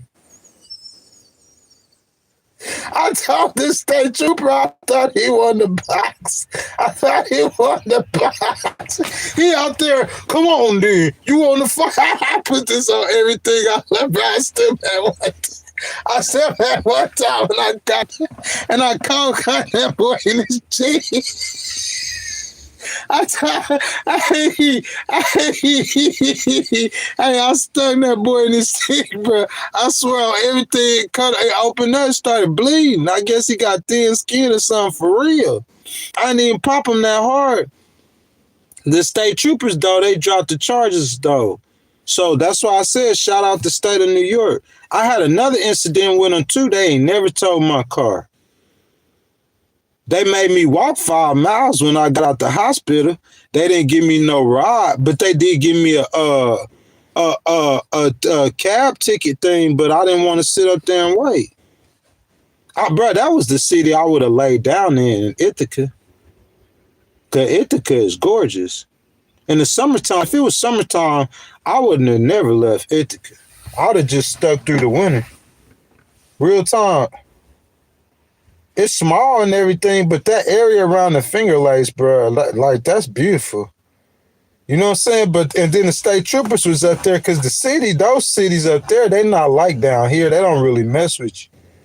The cities down here, though, besides New York City, you know, New York City, cool.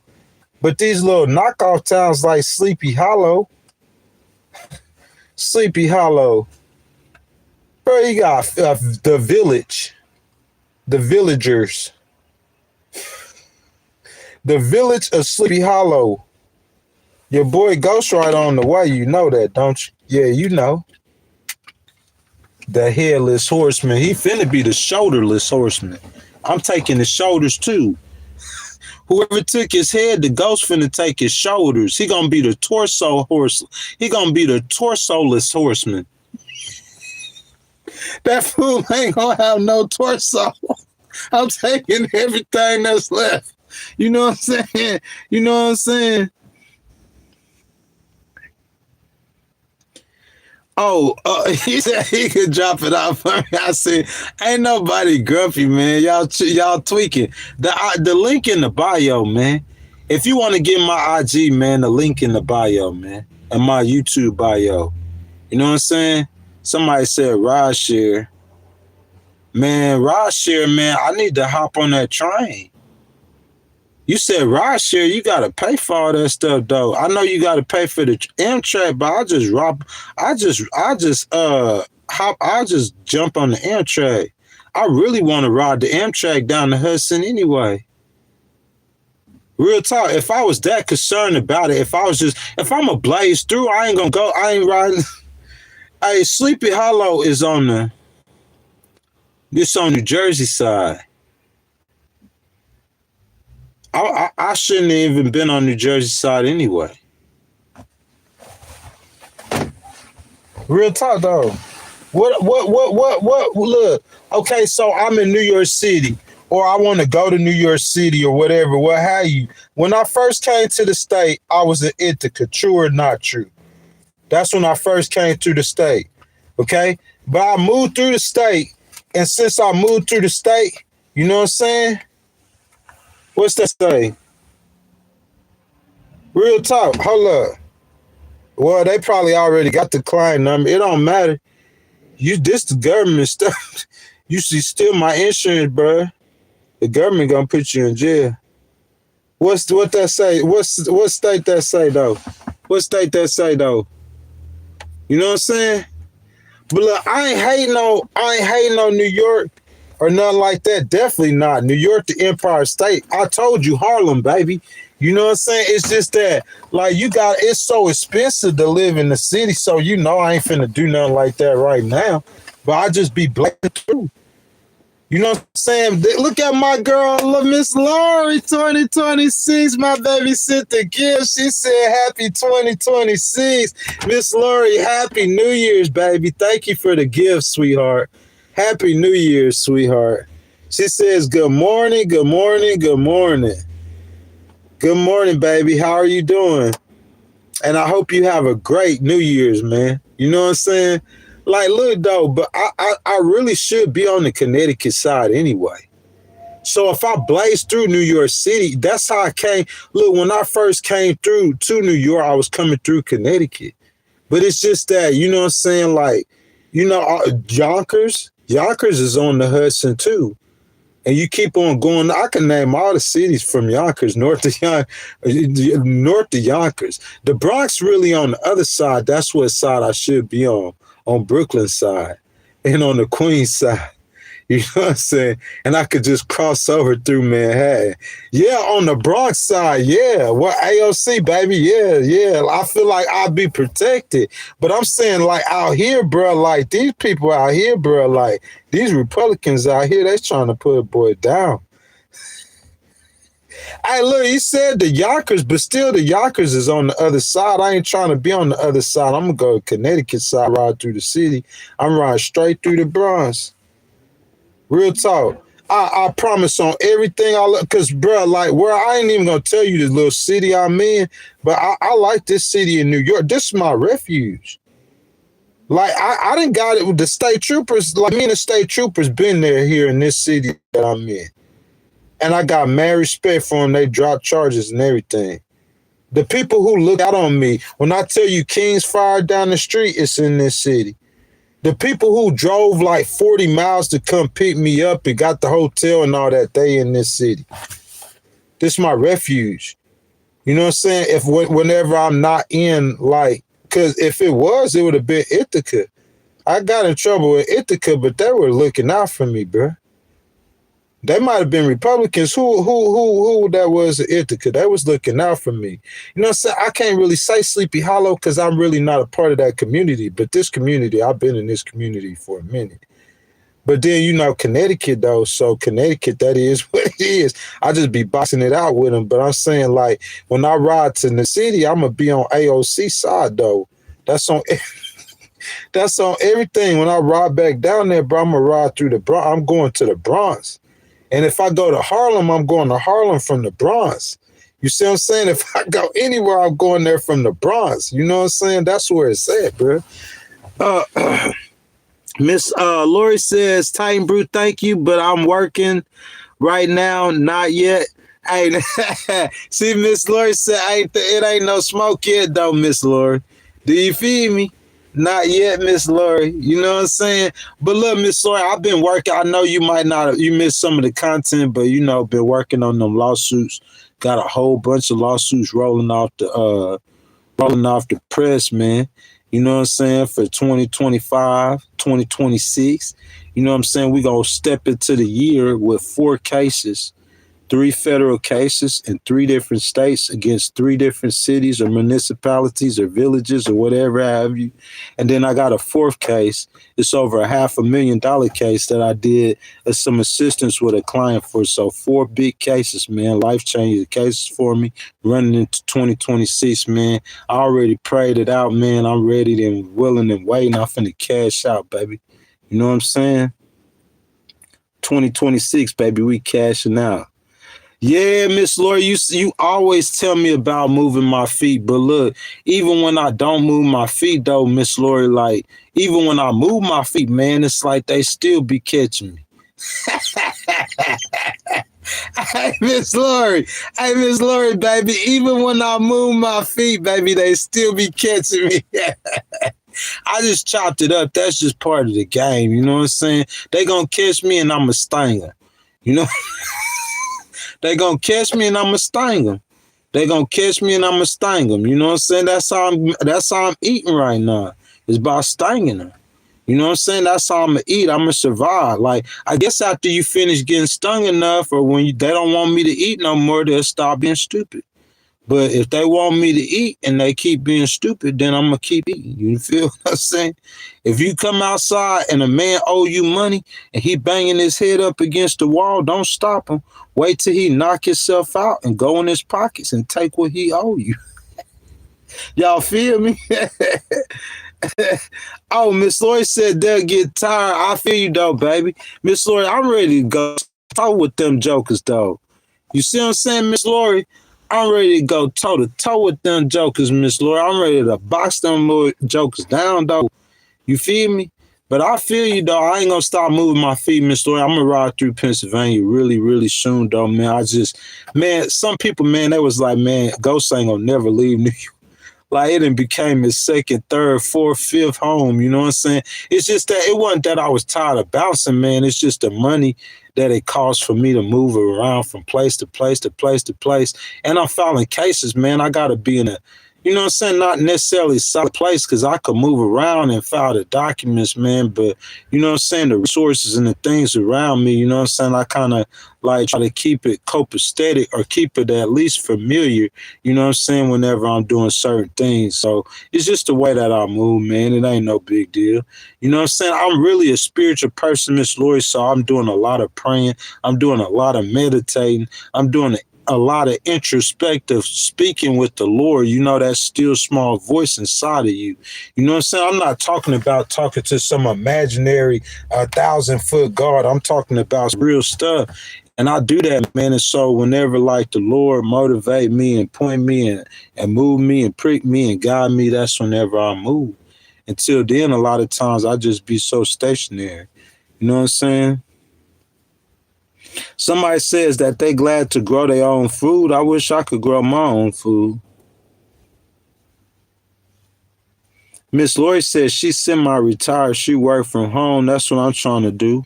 You know what I'm saying? For sure. Scaring in the house. You know what I'm saying? Dunder Miffin out here. Titan Bruce saying those places, man, I was thinking like, I don't know, man. I ain't gonna say Philly, man, because of course I wouldn't be in Philly though, man. Like I think I'm citied out after after New York, New Orleans.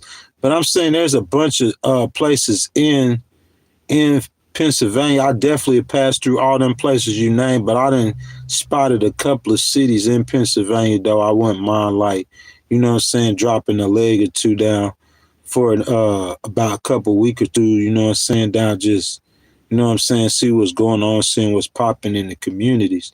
But I'm saying you got to think, though, man, I've been exploring all of 2025. Really, this time last year on the 31st, I left Houston. And you could say homeless, really, because I've been all over America since I left Houston on the 31st of 2024. And so this is a year later, and I'm talking about I've circled America. Like I've stayed many different places. I stayed in a hotel. I probably stayed in more places than almost anybody besides a sports play. I stayed in one place 3 months, but I stayed in hotels for 3 months before I came on this trip, but they were all different kinds of hotels. I might have stayed in 1 or 2 hotels for a month. You know what I'm saying? A month and a half in 2 hotels, but you know what I'm saying? I've been all over the place this year, man. I don't regret it though, man. I've seen a lot. You know what I'm saying? I've experienced a lot. You know what I'm saying? As far as traveling, probably as much or more than I would have imagined in 1 year. Probably not as hard of circumstances, but you know what I'm saying? I never would imagine that I would have been to all the cities that I did on the We the People tour in 1 year. That was a fantasy. You can ask anybody who know me, anybody in my family, but I did it. It was a fantasy. Christmas in New York, I did it though. You know what I'm saying? Oh, Miss Lori says she missed living in Vegas, man. Like I hadn't even brushed Vegas, man, but I definitely gonna brush it though. That's on everything I love. It ain't no city in America that I ain't finna spend. Look, when I went to Detroit, man, like I went to the hood. Titan, bro. I went to the hood in Detroit, boy, to get them beef tips. You know what I'm saying, bro? The way I was dressed, bro, it was a black dude, too. He said I was on the wrong side of the tracks. I thought he didn't know who he was talking to. But, hey, boy, you feel me? I pull up bumping that, what's that boy from Detroit name? You know what I'm saying? I ain't even trying to disrespect my boy like that, though. You know what I'm saying, boy? I'll be bumping. You feel me? Bro, you don't understand, bro. I got that Dixon blood in me, man. You know what I'm saying? Gonna go to the hood.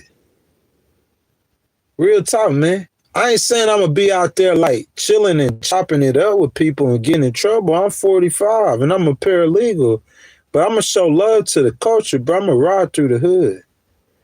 Real talk. So I'm not saying no hoods or whatever. Like, I'm not even saying Harlem a hood, because Harlem ain't no hood like that, bro. It's a big neighborhood. It's a lot of different areas in Harlem. People think of Harlem like on the movies, like the Mafia or the this or the that, bro. Your mind, like, you got, that's why you need to travel. It's a lot of white people in Harlem. It's Hispanic people in Harlem. It ain't just all black people, but shoot, Harlem where it's at, though. I don't care what nobody say. Harlem where it's at, man. I be sliding through Harlem, bro. I ain't gonna never stop sliding through Harlem till I get up out of here, man. You feel what I'm saying? Look at my boy Brian C, man. I hadn't seen my boy Brian C. So Brian C, you say Marco instead of JD? But see, here's the thing, though, Brian. Marco don't have... Look, I'm not hating on you. Because, I mean, JD is young, but I believe Brian C. JD Vance was chosen. I believe he was selected. Real talk. That's what I believe, Brian C. Me personally, I like Marco personally. That's, he's always been my favorite. But just looking at the content and the statistics I went over today, it looked like Elon gonna take his American pack or whatever, he gonna throw his weight behind JD. And Turning Point USA, Brian C, they already endorsed JD, so it looked like JD got some kind of advantage that no other candidate has had in a very long time if he decide to run. And then in every poll, and I know it's super early, you know what I'm saying?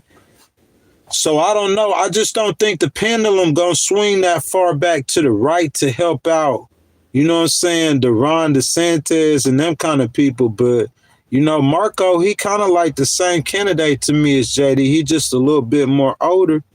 You know what I'm saying? He a little different style, a little different place he came from. But I don't know though, Brian. You know what I'm saying? Like I said, like if you ask me personally, you know what I'm saying? Like it just looked like JD was chosen, man. You know what I'm saying? Some people selected to be president. And so, he still got to run a race against a Democrat, but you could say that about Gavin Newsom on the left. Some people say it looked like Gavin Newsom was chosen. Gavin Newsom wouldn't want to hear you say that, though, because he probably say he fought and worked for everything he has, but JD would too.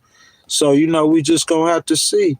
But if you ask me in the Republican primary, man, like, you know what I'm saying? Like, I just think JD, he going to have all the power, man, that's outside of the GOP. Like Turning Point USA is outside of the GOP. That's $100 million grassroots organization that has already endorsed JD Vance before we even get to the 2026 midterms. Think about that. That's like one of the most major conservative of any, or not just conservative, any political organization. Turning Point USA they had over 10,000 people at that rally JD Vance spoke at the other day. I'm saying we not even to the 2026 midterms and they already endorsed him. Elon Musk is already courting him, man. He was chosen. I'm saying it's going to be hard to beat a candidate who coming into a race with $1 billion and some street teams, some ground teams. You see what I'm saying? For a Republican, it's going to be almost impossible to beat him. That's just what I think, but I might be wrong, Brian C. But it was nice to see you, Brian C., and Happy New Year's. Happy New Year's. Happy New Year's. Trump is becoming toxic for candidates. I wouldn't just blame that on him necessarily. That's really happens with all presidents, or that happens all the. I mean, that's just. It's just. That's what it is. It's just par for the course.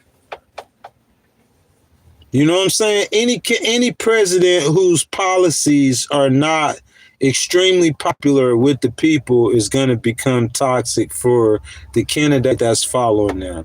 That's what happened with VP. Bro, we could go all the way back. Al Gore, Bill Clinton. You know what I'm saying? Even sometimes when the president's policies are popular, Bill Clinton, you know what I'm saying? But people wanted to go in a different direction, so they voted for Bush. You know what I'm saying? So it's just, bro, y'all. We could go all day with that,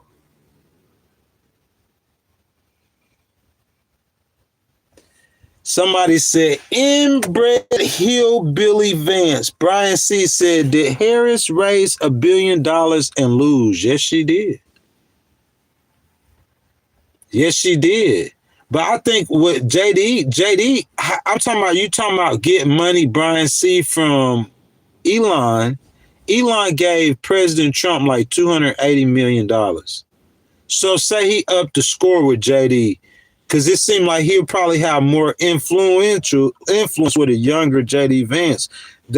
You would just automatically assume that, right?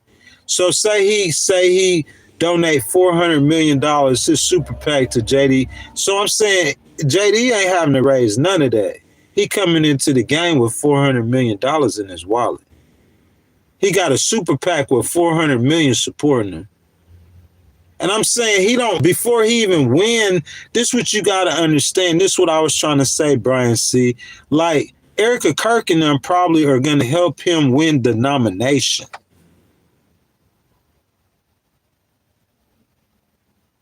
I don't know that they'll go against other Republicans. That's almost unheard of, but that does happen with political organization groups. But I'm saying they'll probably help him win the nomination. Not the presidency, not the candidacy, the nomination against other Republicans. They'll probably help him win. You see what I'm saying? They'll help him win the nomination. Like, because they're already supporting him so hard. So that's what I'm trying to tell y'all. Like, JD a little bit different, man. I think he got more of an advantage than a lot of other presidential candidates that I've seen at this point in their presidency running for president. I wouldn't say presidency as vice presidency, I guess, who will potentially be running for president. Brian C., it just seems like he's got a lot of support. I think J.D. Vance was, I really believe he was chosen. That's my belief that he was chosen to run for president. You know what I'm saying? Erica Kirk don't have to be well liked. You know what I'm saying? You could say, a lot of people could say Karl Rove well liked or Steve Bannon. It's a different atmosphere. Charlie Kirk wasn't well liked. He picked President Trump's whole cabinet. He got President Trump elected. He got the leader of the free world elected. It's a different atmosphere that we operate in. You talking about doing, like, that's politics with the law. Everybody might hate me. The judge might hate me himself, but he'll still rule in my favor. It's different. Like, I mean, I know well liked and friends and all that stuff, but in politics and law, these are power games, baby. People don't care about nobody, what you like and don't like. I guess it does matter to the voters. But Erica Kirk ain't running for no political office, is she? She trying to get somebody else in power. So she do it by sitting down with Nicki Minaj and winning some black votes. And then paying somebody, a Hispanic person, a famous person, like a 6ix9ine or somebody, and then getting some Hispanic votes. And organizing and getting in every high school in America. That's what Turning Point USA trying to do. They trying to open up a chapter in every high school in America. They want to access to every single child in America. That's big. It don't matter if you well liked or if you pretty or any of that, or if you talented or none of that. That's what I'm saying. Erica Kirk, and she up in what we do. You know what I'm saying? It's politics. It's different. We trying to get people elected. We trying to gain power. It's a difference. If you trying to get views, you trying to get likes, that's different. You know what I'm saying? If you trying to get views and likes, you got to come different than if you trying to get somebody elected. You see what I'm saying? You trying to get somebody elected. This stuff going on behind the scenes and behind closed doors that none of y'all never know about and we'll never talk about. It's a dirty game. It's a dirty world. You know what I'm saying? Y'all make sure y'all like the video. I thank y'all for y'all donations, man. If y'all want to continue to donate to the channel, I'll stay on here for a little bit longer, y'all. Happy 2026, y'all. Happy New Year's, baby.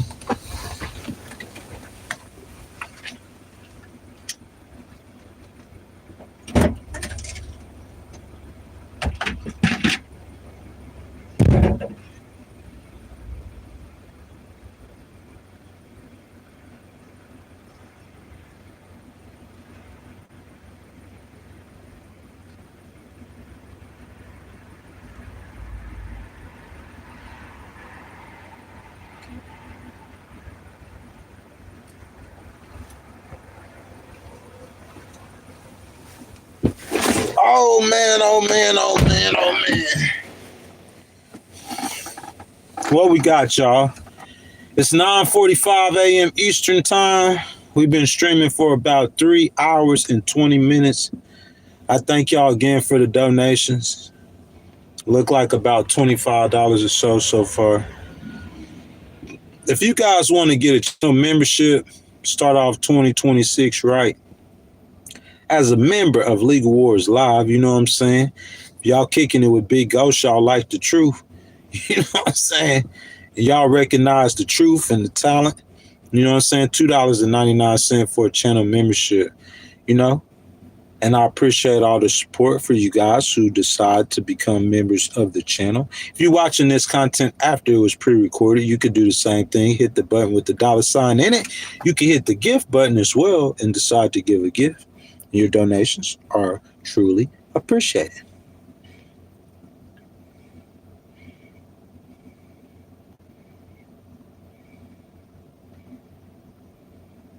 Okie dokie, guys. It looked like that's our time. You know what I'm saying? I really appreciate you guys. You know what I'm saying? I appreciate you guys showing up. You know what I'm saying? You guys, I appreciate y'all showing up, man, and showing love. You know what I'm saying? Really, real talk, I really do, man. You know what I'm saying? My fight for justice, I'm going to keep on fighting. You know what I'm saying? And we're going to see how the game ends. I always say my favorite thing, I always say, is wait to the end, man. Wait to the end. Man, that's my time, man. I'm a Christian, man. I will say this, bro. I will say I believe in the blood of Jesus Christ. I believe that Jesus suffered, bled, and died on the cross for our sins. And I believe that in order to become a Christian, you need to repent of your sins and accept the blood that Jesus shed on the cross for your sins. You can do that by praying one prayer and asking for forgiveness. I believe that with my whole heart. That being said, man, that's my time, man. You know what I'm saying? We got a little immaturity going in at the end. Titan Brew, man, we gonna have to time.